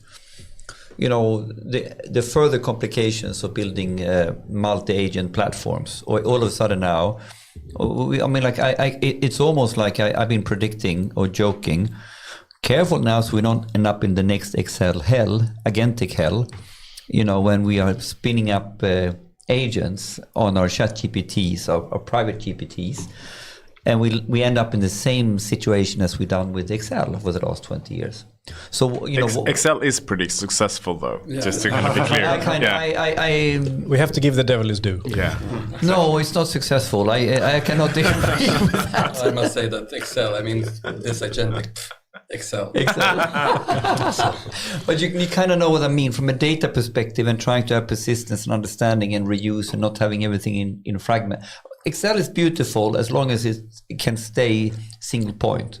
It's not so beautiful when you need to have an enterprise scale definition around stuff. It's the wrong tool for the job. Yeah. Right? It's the wrong tool for the job, right? So as long as you use Excel for what it's meant to do, and even on desktop, beautiful. But when Excel becomes your enterprise platform, I think it's scary. But when you do that mess and get this hell of this, everybody's running their own little thing and so on. Then you just get another agentic system with a smarter model to sort it out. That's your answer, right? You just wait for the next generation and then load the whole shit in there. Just go meta. Go meta on the problem. Anders, what do you think? I think, I still like to see more, understand more how you work with time series data. Yes. I mean, you basically said, okay, we have a model that can generate more time series data, but we have a context window problem. How do you work with time series data more concretely? So you mean in agentic context, or you're broadly speaking? Yeah, the agentic context, and then, figuring out the number of vessels on some kind of cargo ship or whatever. Yeah. So our background, of course, is kind of using telemetric data to computationally transform and create insights, right? So if it's anomaly detection, clustering, and all the kind of usual stuff we will love, Now, in the agentic world, we would like to be able to ask a question like, what was the average speed on the vessel Alba last week? Now, question number one is, how do you define average?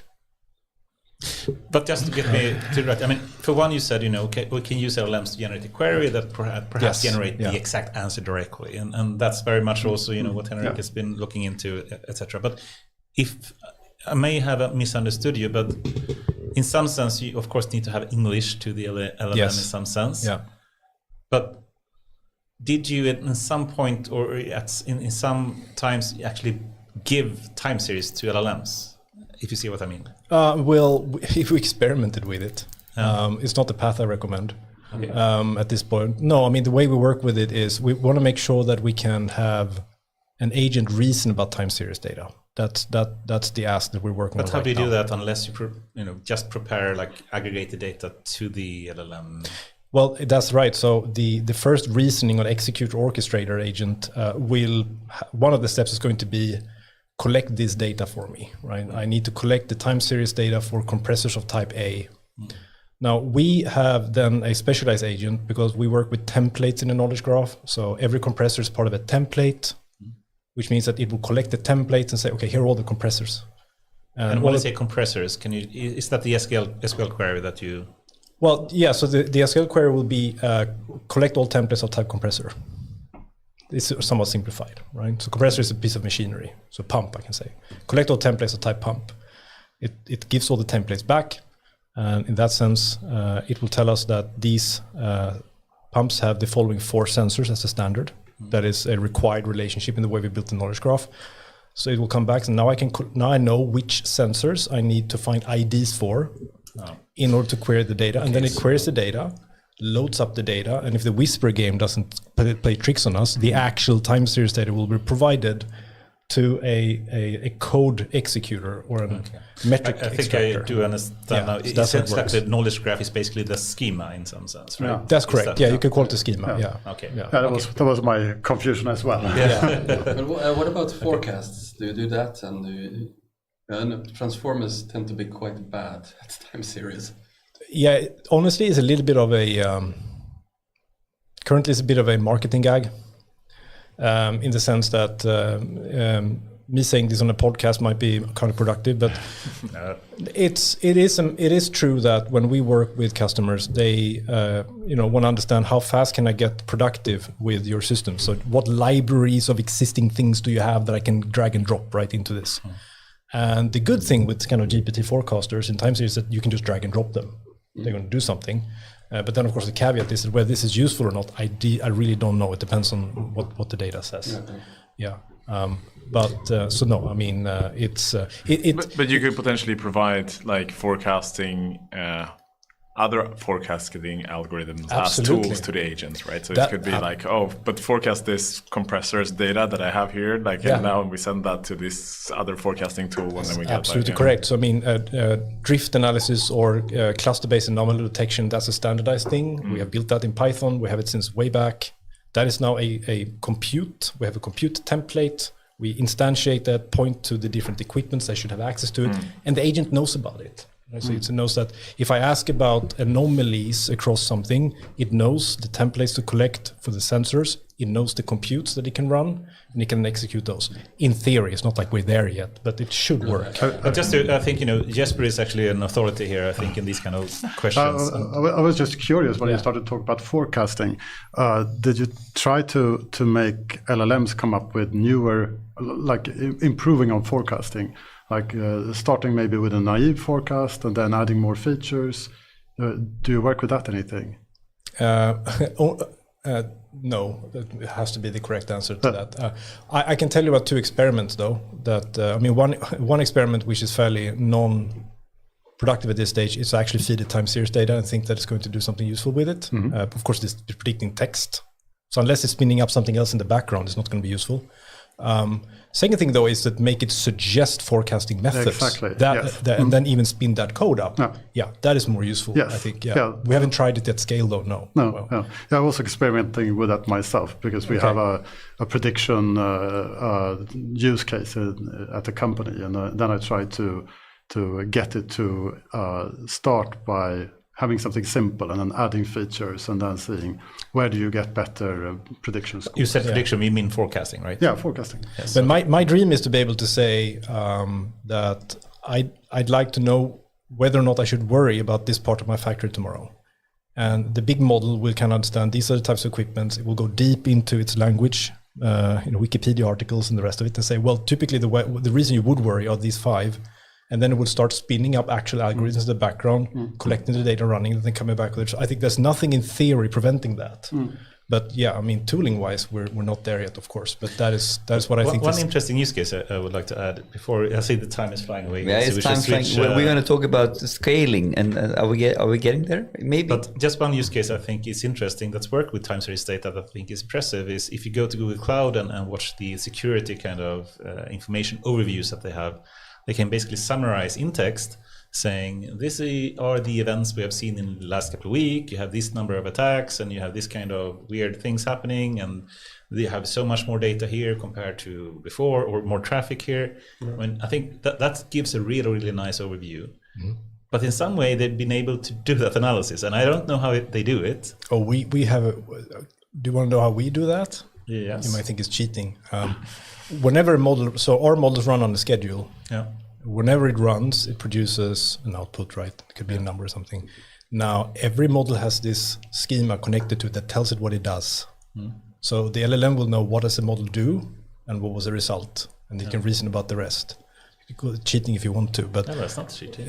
But that's one way to actually make that work. So basically, you have the same models running all the time. Yeah. You produce the same data every time. Yeah. But then the summarization of it and the highlights is done by the LLM. I'm an anomaly predictor. 1 means something, 0 means something else. Yeah. You give that to the LLM and the number, and it can actually do something pretty good with it. This is cool stuff. I want to go back a little bit to what are the added dimensions when we go scaling up in different ways. Let me, because that was like the topic that we are in one way talking about the complexity and stuff like that, but really the trajectory of scaling up and having multiple agents in different ways. One argument has been around, how do we start getting governance or metadata management or agent marketplaces in place?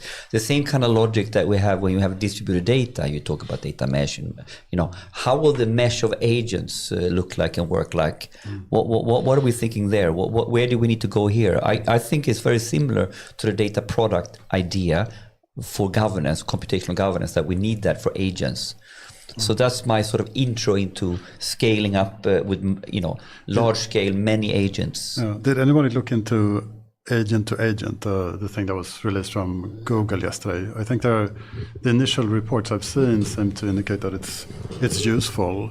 I'm guessing that that's part of the answer to better be able to say, this whisper game, for example, when things spiral out of hand because you have agents talking to agents and they're just like getting things back and forth and not going anywhere.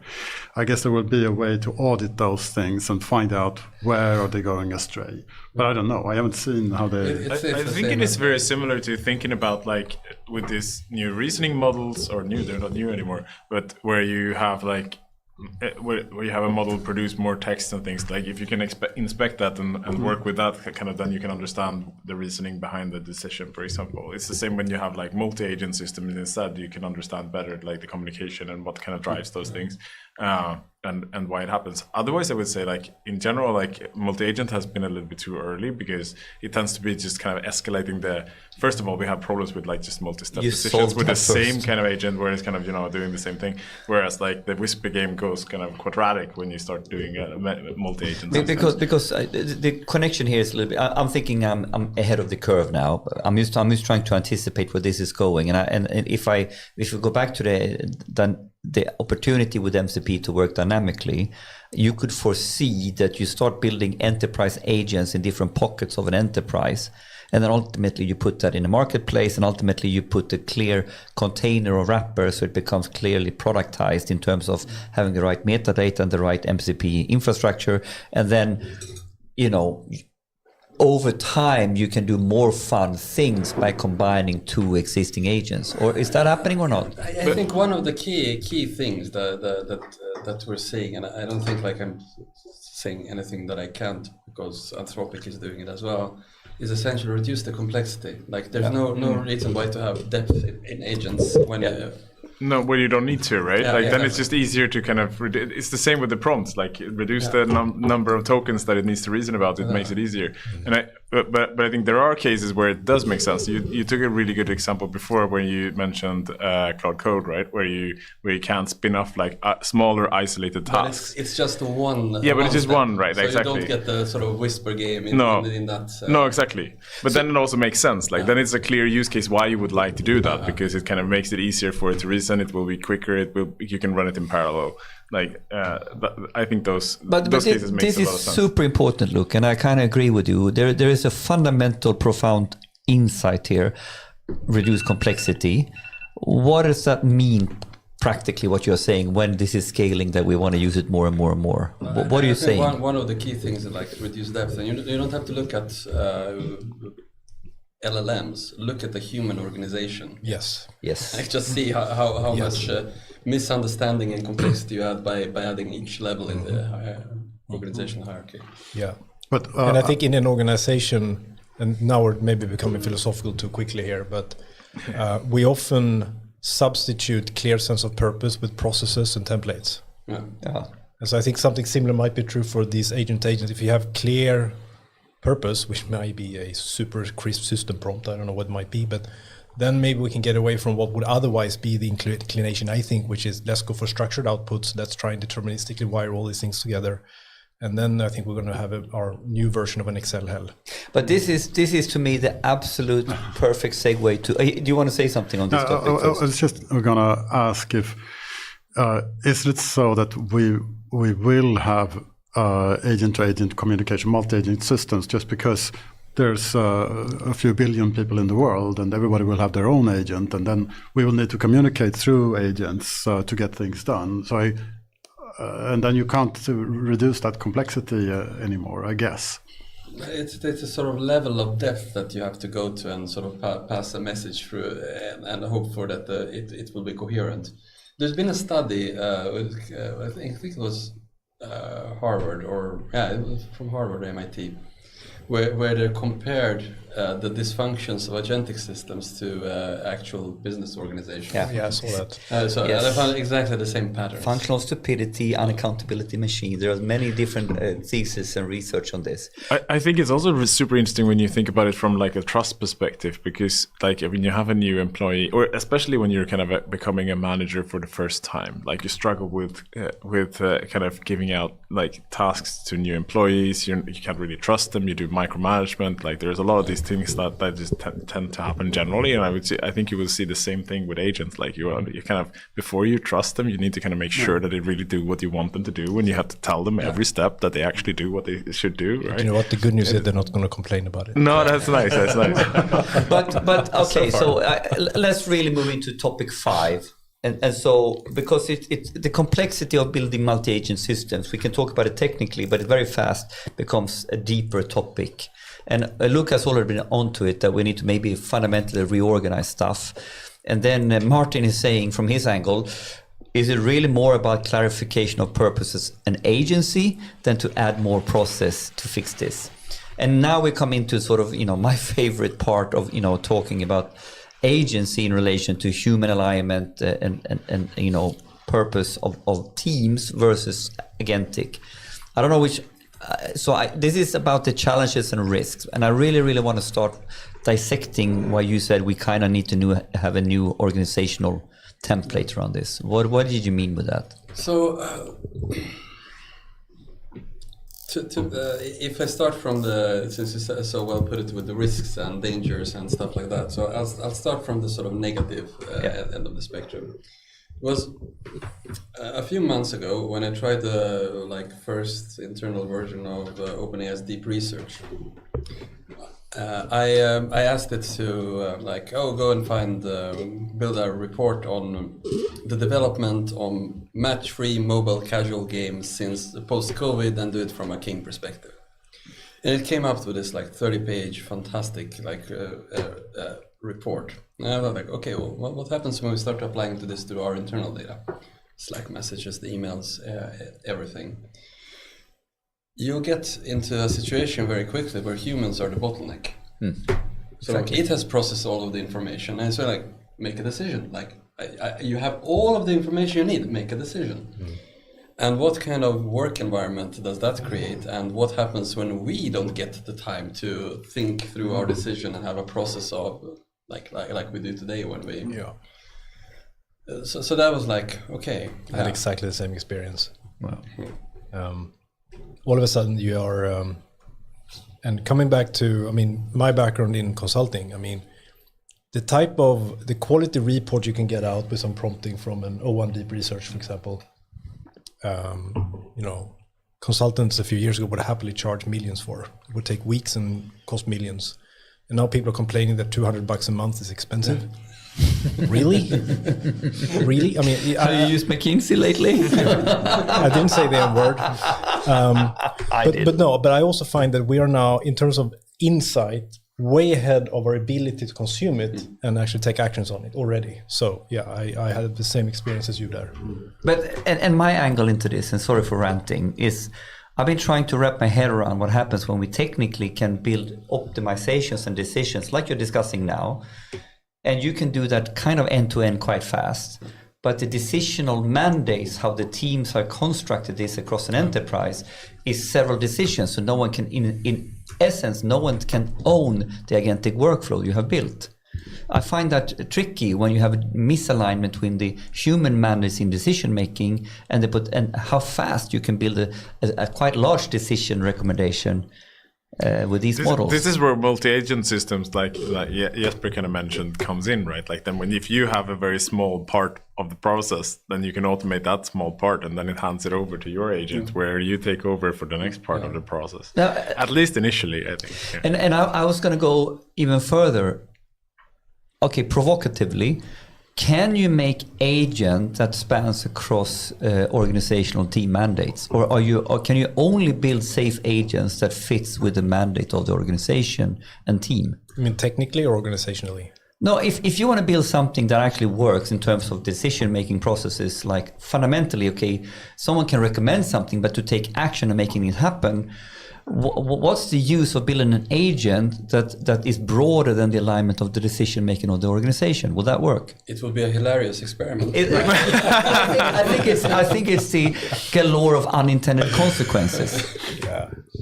You see what I mean? So all of a sudden we might end up in a very multi-agent system simply because we have to do a domain-oriented framing of the organizational mandates, and we will start building, the logical thing is to start building agents within the mandate of the team or the function, because then we can control it, and then you very soon end up in a mesh. Yeah, but to be honest, you have that problem with humans as well. Yeah, it's the same.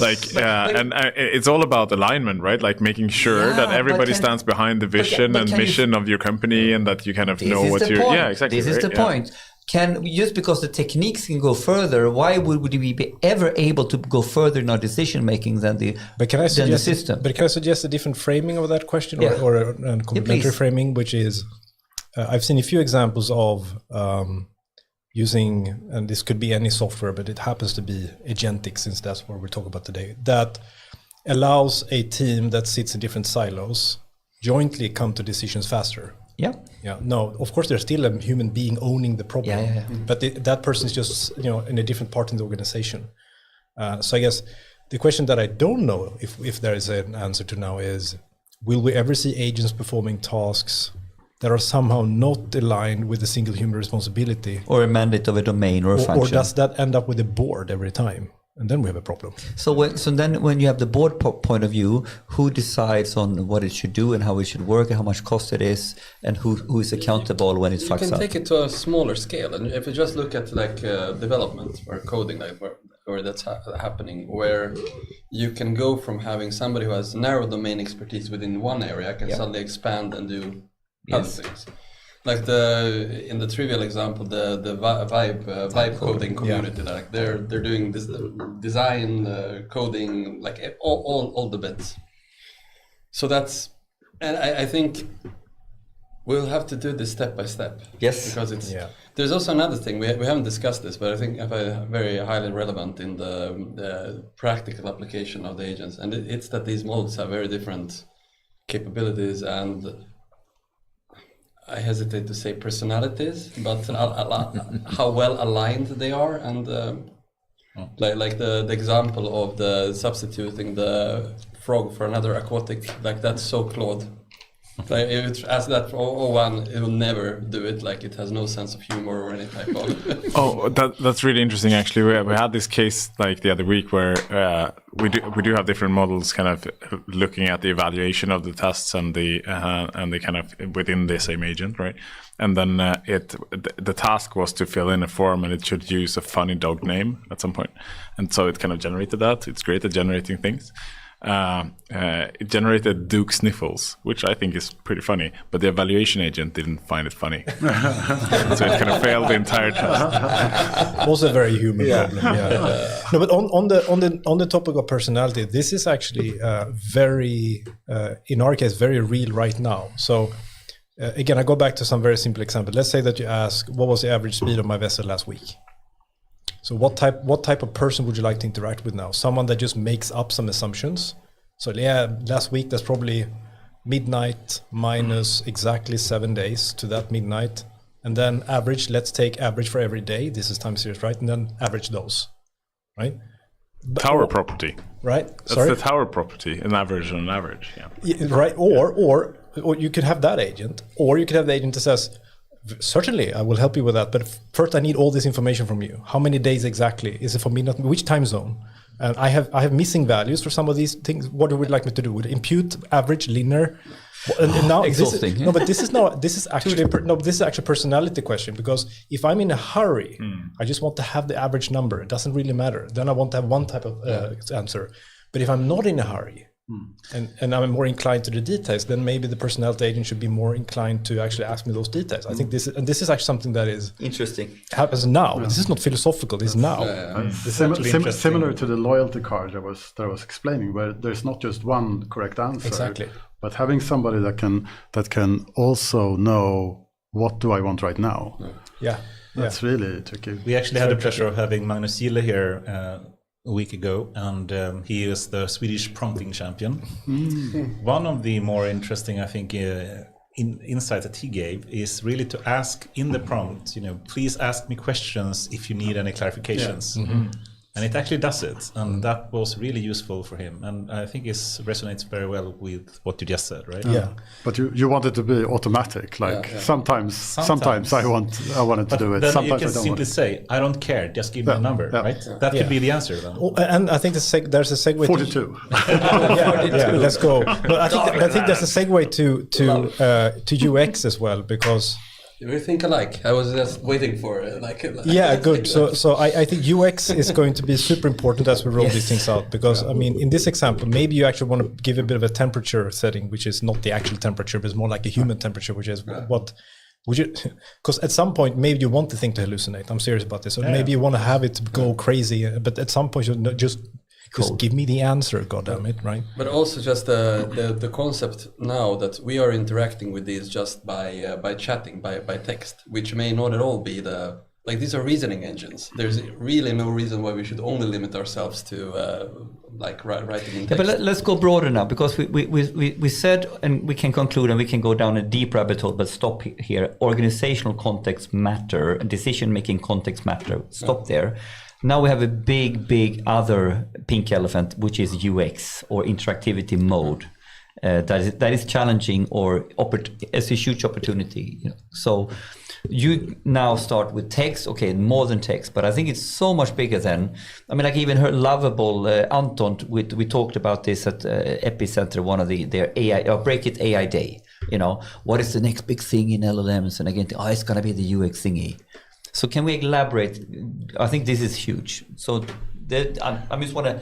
When you think about it, it's already super important in general, right? Like when you, not everything is just like a plain chat. There is so much more that you expect from these kinds of interactions today, and also like in a lot of times, it's extremely cumbersome to just have like a blank text box and figure out what you would like to kind of.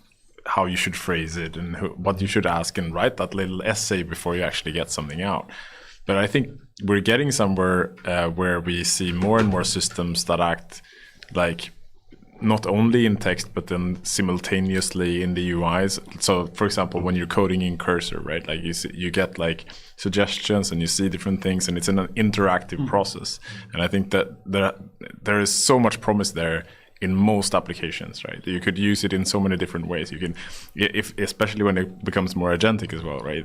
Like, how many different things should it do for you? Should it guide you? Should it show what it's doing?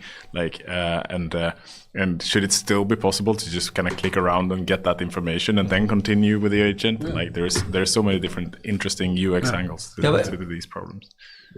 Yeah, and there's this problem. Like, do you want to have the answer fast, or do you want to have something that keeps on going and you can come back tomorrow? Maybe that's good enough.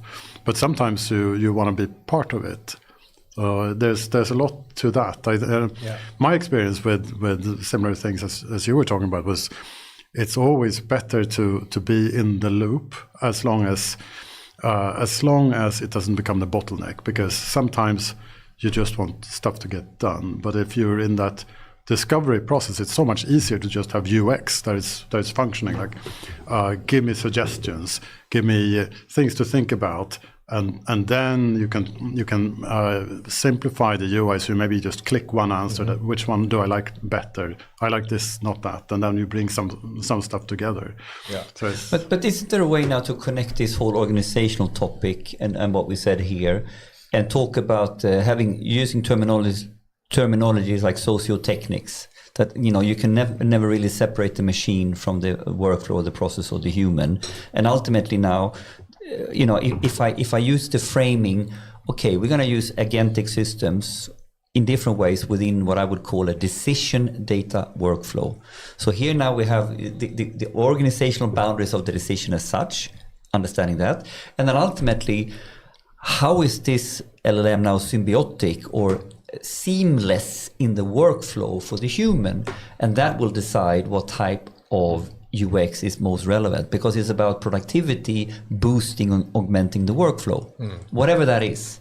And ultimately, you might automate away something. It simply means we went up one abstraction level for the human, and now we need to understand UX in this context. So I think these are we're going down different angles of the fundamental decision data workflow, organizational boundaries on one hand, and how we can be as seamless or symbiotic as possible. I don't know. That's a hypothesis I've been trying. It depends very much on the domain. I think certain like verifiable domains are like one thing, and then when you get to more open-ended things like running a company, that's. So ultimately, the right UX depends on the domain and how it's. If you're in control, as an example, if you're in business control, you need to match numbers exactly. Then you're in marketing and you can do trend analysis on market trends. But perhaps we should just also go back to the topic here a bit, and speaking about risks as well, and then partly perhaps connected to UX, and how can you potentially trust an LLM? And I think it was an amazing paper from Anthropic recently that spoke a bit about, it's called tracing thoughts of LLMs or something like that, right? Super interesting, yeah. Sorry? The rabbit paper. The poem. Yeah, exactly.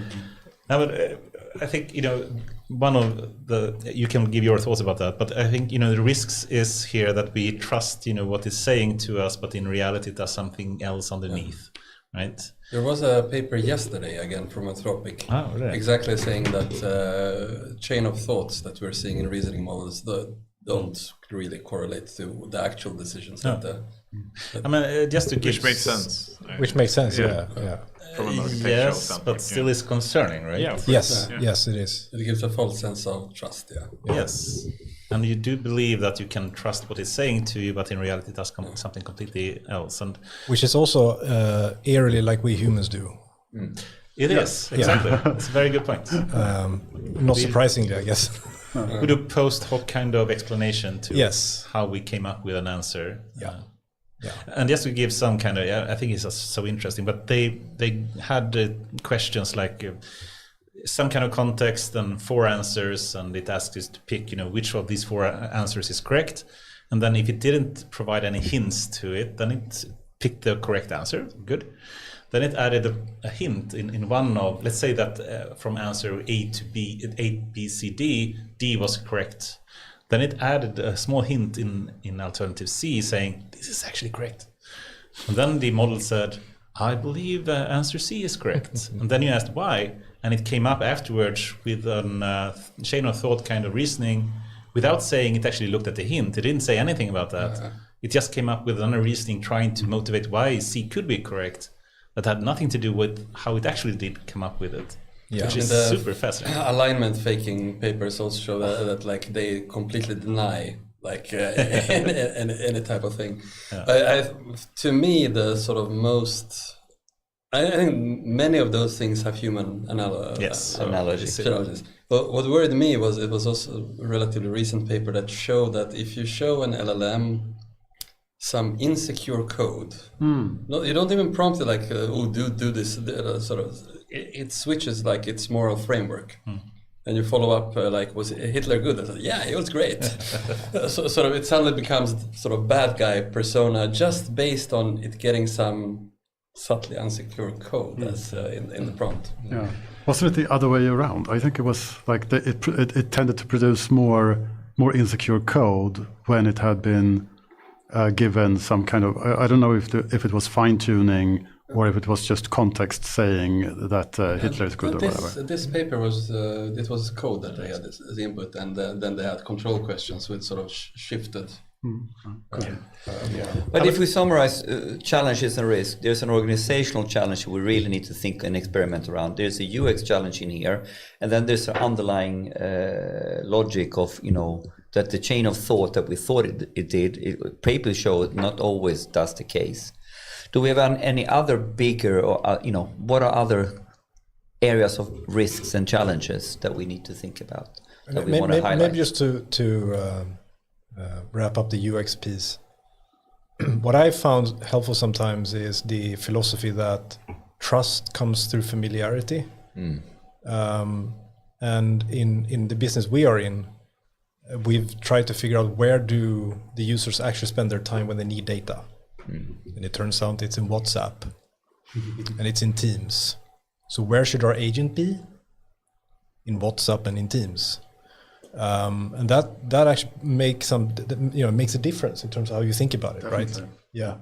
So what you're saying is really understand how people think and work and make their decisions today, or I think that's one useful and want philosophy. to be part of that that UX sort of thing seamlessly. At least you're not moving against, you're not forcing a new way of interacting with some new software on people.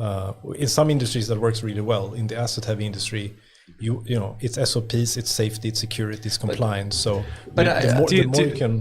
you not think you can challenge those things? Like, for example, like if somebody would have said to me that I would kind of write free text descriptions to my IDE, and that would help me do things, and then I can improve it in like a few years ago, I would say that no, I never want to do that. That sounds silly. But I think really weird. That's a great point, and I wanted to actually just add that, which is thankfully since I started thinking about how we could bring this into our business, every single person has been working with ChatGPT. Everyone has been prompting their way through something in life. So all of a sudden, that is not the hurdle anymore. No, that's not. That's really cool. It's interesting. That's very. I was just thinking about what you said. Isn't the beauty of, I guess you're referring to Cursor and the likes.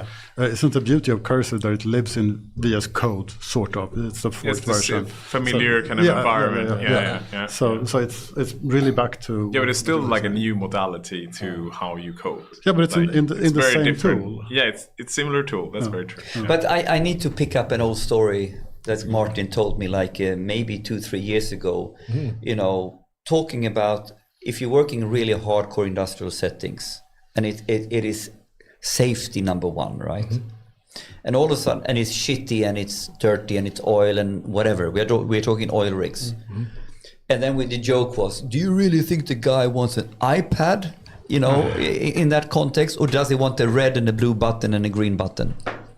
And that's also UX, right? So even if we're having agentic systems, reality, the best interactive mode is red light, green light, blue button. That we need to really respect that in relation to a physical robot going and pushing. This is the next one, right? Because the agentic then becomes working in a very, very physical environment, and all of a sudden that makes more, But I think that's the whole UX challenge as well, that you need to really respect the context. Yeah, of course. You need to really That's what respect good the UX context. is. Otherwise, it's not great good. UX respects context, right? Yeah. And but that you told it when you tell it like that, and when you get so we get forget about the white collar. Let's talk about blue collar agentic systems. Yeah, but it was even more weird back in the days, right? Where you had people pitching VR headsets and Boston Dynamics dogs running around on the oil rig. I'm like, no, that's tricky. But shit. they have iPads now, though, so things have moved forward. Yeah, but it's used to exemplify to really respect and understand the context and really dig deep into that. I think that's a key topic. Any other challenges you want to add or think about, Anders? Nah, not really.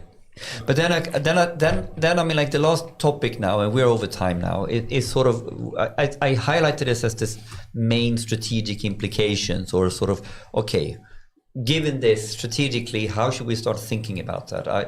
I don't want to go too far. I want to be more practical in terms of how we wrap this up. So how do we prepare practically for an agentic future? That's the core question. How do we practically prepare for an agentic future? Where do we go from here? I think it's not a company question. This is a societal question. Yeah, it is. I think we are heading towards such radical changes of the job market. And practically, what do we do and what do we prepare for that?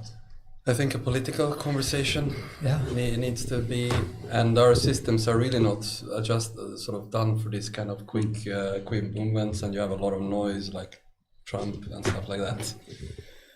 I don't have a great answer. I can like on the. And it's fascinating that doesn't come up in the conversation at all. It's just about, will I lose my job? That's the only question there is. And that's been the same question for decades, it's stupid. right? Yeah. Because I think it's a very simple answer to this question. I think it's an extremely simple answer, that these are so big questions. So there's no fucking way in hell you can answer them until you start experimenting and learning and getting a point of view on it. So my simple advice is fucking get stuck in and experiment on a small, safe scale in order to get a point of view, in order to better understand what you need to fix. I don't think there's any other simple answer to this question, in my opinion. Well, is it useful to draw a parallel to the iPhone? I think it's bigger, but start there. I'm with you. Yeah, but I mean, when that thing was released in 2017, I looked at it in an Apple store. I'm like, no buttons. Swipe. Oh, I like that. Map. Oh, yeah, I can't find my way around my own house. I love that. And I think for many people, nobody planned for it. But all of a sudden, we're doing all our business on this thing, and same with social media. All of a sudden, we find ourselves in this sort of societal scale psychological experiment. Yeah. Who made the plan? Nobody made the plan. No one made the plan. And I think this is going to be. I think it's going to work like that, but that scares me sometimes a little bit more now. Social media isn't exactly a great example of how we handle it. Because can we really go by the flow like social? I mean, like flipping it. okay, we went with the flow. We didn't have a plan. We fell into it with social media. Are we ready to fall into AI like that? But I think the problem is, as you're saying with the iPhone, that was out in stores and everybody could go try it. ChatGPT is out to people, but most people just see like the regular dumb model and they don't know what's coming. So the people that needs to start thinking about this, they need to go and play with the iPhone. Yes, I agree. So go and play with the iPhone is maybe the answer, right? Yeah, so go and play with it. That's great. But I think from a societal perspective, when it comes to regulators and politicians, they need to make sure that we have the kind of flexibility in the society to handle change quickly and kind of make it possible for people to innovate and build things that solves different kinds of problems. I think that's the kind of primary thing. In order to be able to handle the quick change, we need to be super agile as a society and kind of adapt. But this is so scary because if you look at some of the way how we regulate, we are good at regulating when it's very hard structured frame what we're regulating, like basically CE. But we don't have systems to regulate some uncertainty. I don't see it. Just to build on that point quickly, I think that we see already job categories now that are very severely hit by the AI tools that we see, basically the LLMs. So think about marketing and branding, think about copyright. I have friends, sort of extended friends, who are been working in that business for 30 years. They can't find a job anymore. So I don't. Is it happening? Yeah, I don't hear any conversations about this really. So I don't know if that's, of course, on an individual level, which has been the case in all this revolution. On an individual level, it's a problem, but so far it seems like on a societal basis, we're not really taking it seriously yet. I think there are different dimensions you can think about this. One is, of course, a short term and seeing, what we can do there. But I think another term is really to look at the investments being done now in the world. And that is actually very scary to me. So what I'm thinking about now, of course, we have the hyperscalers that are the most valuable companies in the world, and they are driving all the research and the work, and are, like Microsoft and other companies becoming and are the most valuable companies in the world. We have the Stargates, putting in $500 billion into infrastructure in the US, the same amount of the GDP of Sweden, more or less. And now also they're trying to do the same in Europe. I don't have that much trust in that. The question is really, if you think 3 years ahead now, we know they're preparing now, and this is really the strategic outlook here. They're preparing in the US for a future where we will have an AI assistant in the hands of everyone. Yeah. And to do that, you need to have an infrastructure in place. And that is what they're building right now. This is not something that we will probably have in Europe or in Sweden or are even close to be prepared for. But this is something that will be working in other parts of the world, according to me, much better than here. This is scary to me. And this is something that we, I think, should bring on the discussion table. To me, this is scary. I'm just going to show this. So this is, I'm going to send it around. But essentially, this is developer hiring in the US. Junior developers, senior developers. Yeah. And this is like happening now. Now it may be. You have to explain it so people can hear it. Yeah. So it's a graph showing how the hiring of junior versus the senior developers. Which one is going up and down? The junior is going down drastically since Q2 last year. And senior developers is going a bit up, but not at all in the same rate as junior is going down. No. And now this, I think in some cases it's definitely premature. You have companies that are being a bit over enthusiastic about it, but at the same time, it is happening now. And even if it's like early days, like we're talking a miss of months, not years. If you're early. And this is just one type of knowledge economy worker, put it like that. Yeah. No, there's always going to be different factors playing in. Clearly, I think there's still in the software industry some resizing in the post-ZERP era, which will also influence those numbers. But I mean, we know very well that people will think twice before hiring the junior resource. That's absolutely, I agree. And can we bring this back now? I mean, this is some sort of macro societal shift. Practically, if I flip it as me as an individual, what should I do? Should I train? Should I get involved? Us as a team, me as a company. If we go around the table a little bit, like how should I think about this as a person? Some of us are coders, some of us are marketeers, some of us are sales guys, whatever. How should we generally think about this to sort of stay relevant? And then we take that from individual, the team that we're working on a daily basis, and the company maybe we're working on. Do we have any thoughts on, practically how to stay relevant? How to cope? Because it's very easy now to also get completely overwhelmed by the big, the big numbers. Fuck the numbers. What am I going to do? If I'm going to try to own my own destiny, if my team is going to own its own destiny, if the enterprise is going to own its own destiny. Of course, the obvious one is play with the toys. Play with the toys. Start doing Start that. playing with the toys. But I think there's also something to our capabilities are broadening, especially with the help of AI. So I think there's also a place for people being good at more than one specific thing. So I think what's it called? Building your T-shape. Building your T-shape. I think that's building your T-shape is brilliant. What is T-shape? Yeah, so that says that you have like one thing that you're really deep into, but then you have something that you're what is the rest? Like you have a lot of things that you know a little bit about, and to interact in a cross-disciplinary team. Exactly. And even as a T-shape, maybe been even to do some vibing on the other roles. Yeah. But how is the T-shape going to change? I think it's going to change. I mean, a T-shape has been around, but I think it's going to change, right? Isn't that what you mean? So I think that it's still going to be relevant to have a T-shape. I think it's maybe more relevant than before. If you think about a world where intelligence is suddenly very cheap, having somebody who is competent in many different things and can talk to many different people, that can maybe be something that sets you apart.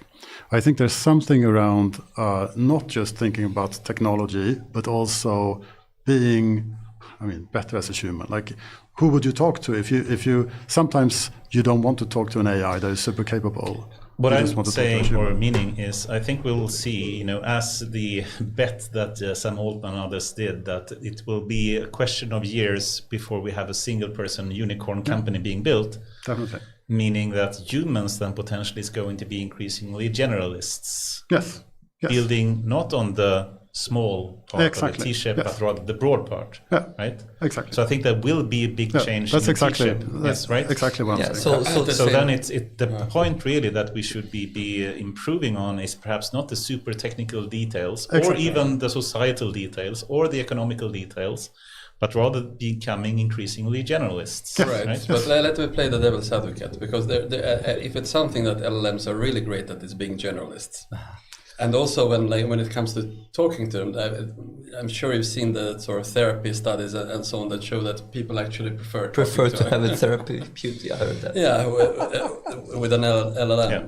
So the question is like, since we're talking about intelligence, it's like it's so broad that you can always, in theory, go meta, and it can do everything.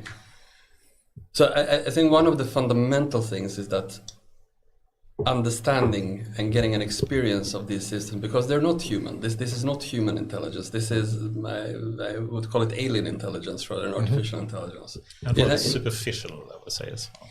It has some fantastic superpowers. It has some weird flaws. It has, and essentially I understand how to coexist, and then also ask ourselves, like, what do we want with society? What do we want with life? I think kind of I'm going to build a little bit on that one. I think to your point before about trying things, learning more, become like broader or not. But I think in general, what it all boils down to is like, in order to be able to handle the change and kind of live in some kind of relationship with these extremely capable models, is to learn more, stay curious, find what you find is interesting and fun to work on, and then just become awesome at that, because there will always be a place for building things and being awesome in conjunction with super smart models or with other humans. But it is now we're broadening the fundamental curiosity. You added a word there, curiosity.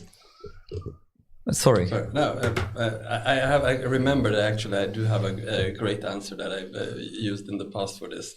There's like, how do you have an agenda, have a strong opinion about something? Yes, I like because that's the last thing we want Agency. them to have. Agency. Yes, having a fucking Agency, opinion. yeah, well, maybe, but just like have an opinion, a strong opinion, like that will because that's what we really do want to deny these systems, that they have one of their own. But would you agree with this?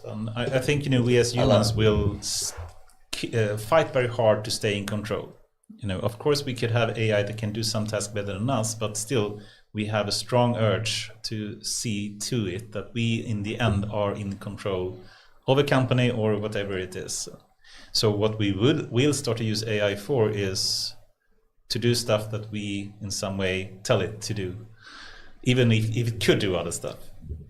How large percentage of company strategies today do you think have been ChatGPT? Of course, but still, everybody's vibe strategizing. Yeah, of course. Exactly. They're vibing. Formally, at least, humans are still in control.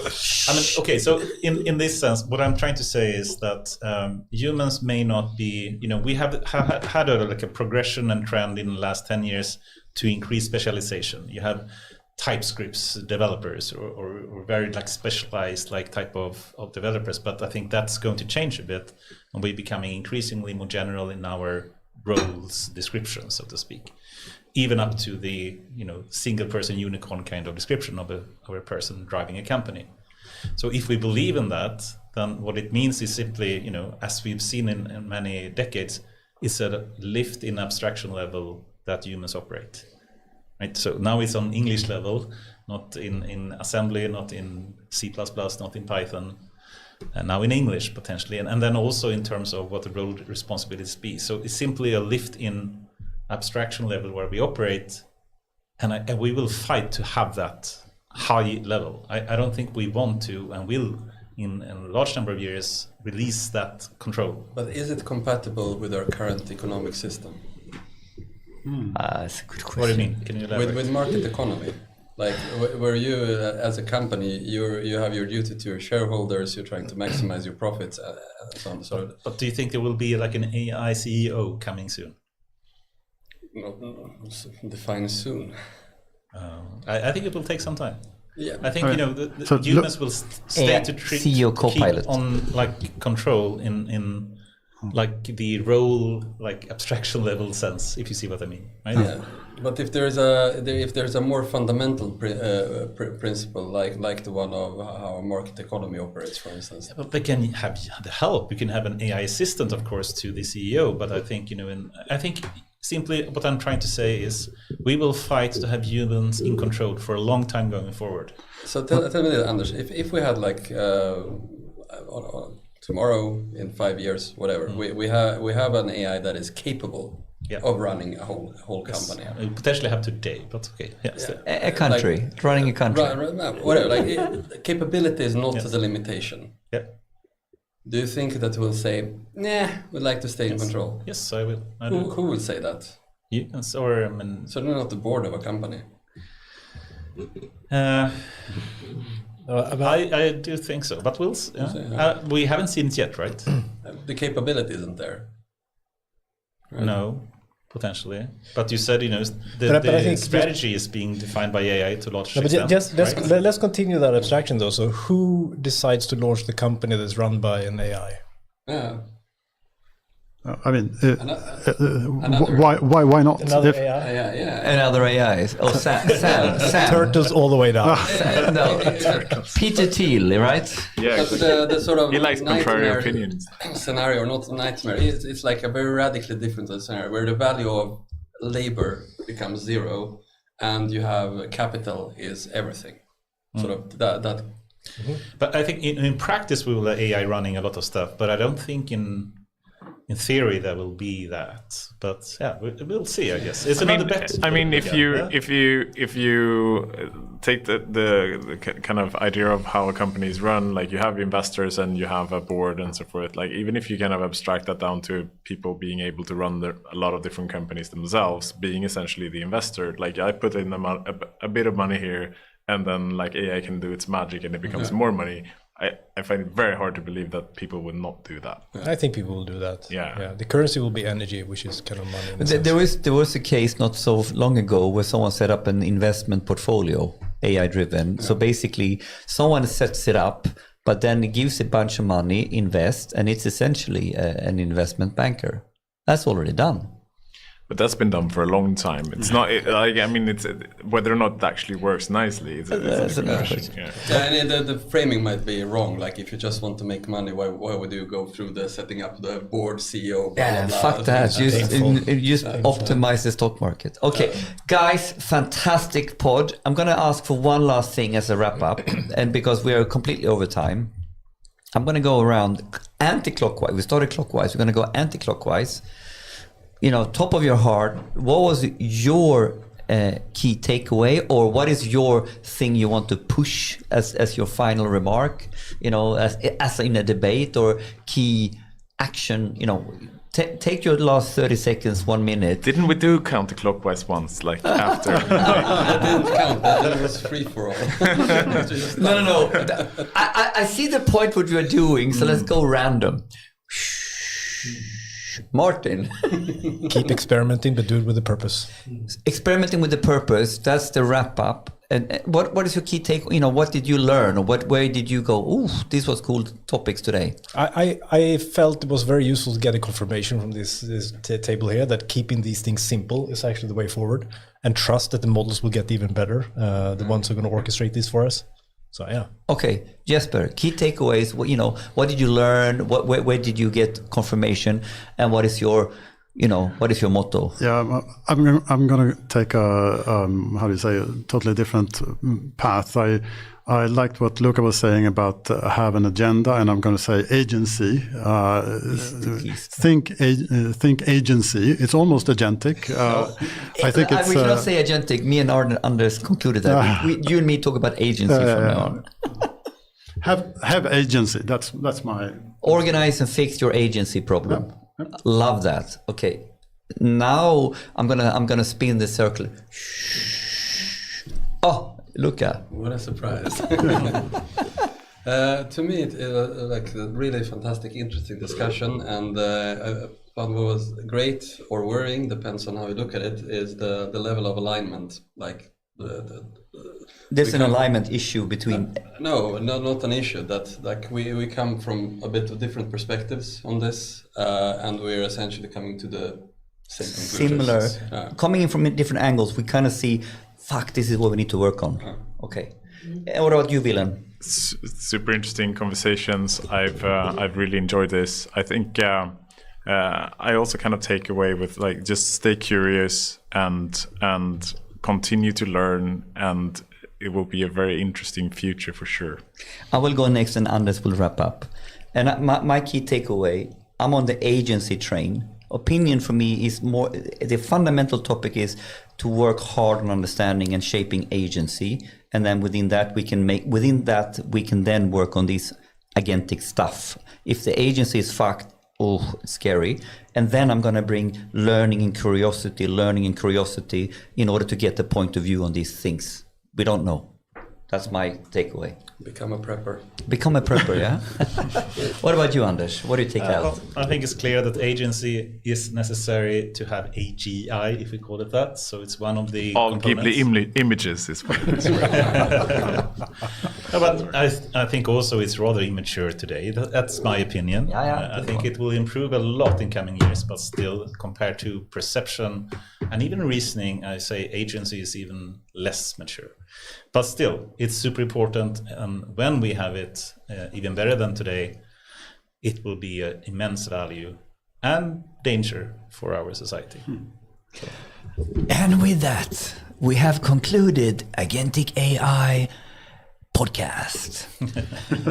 Thank you so much, guys. That was awesome. Good fun. Thank you. Thanks, Thank you. everybody.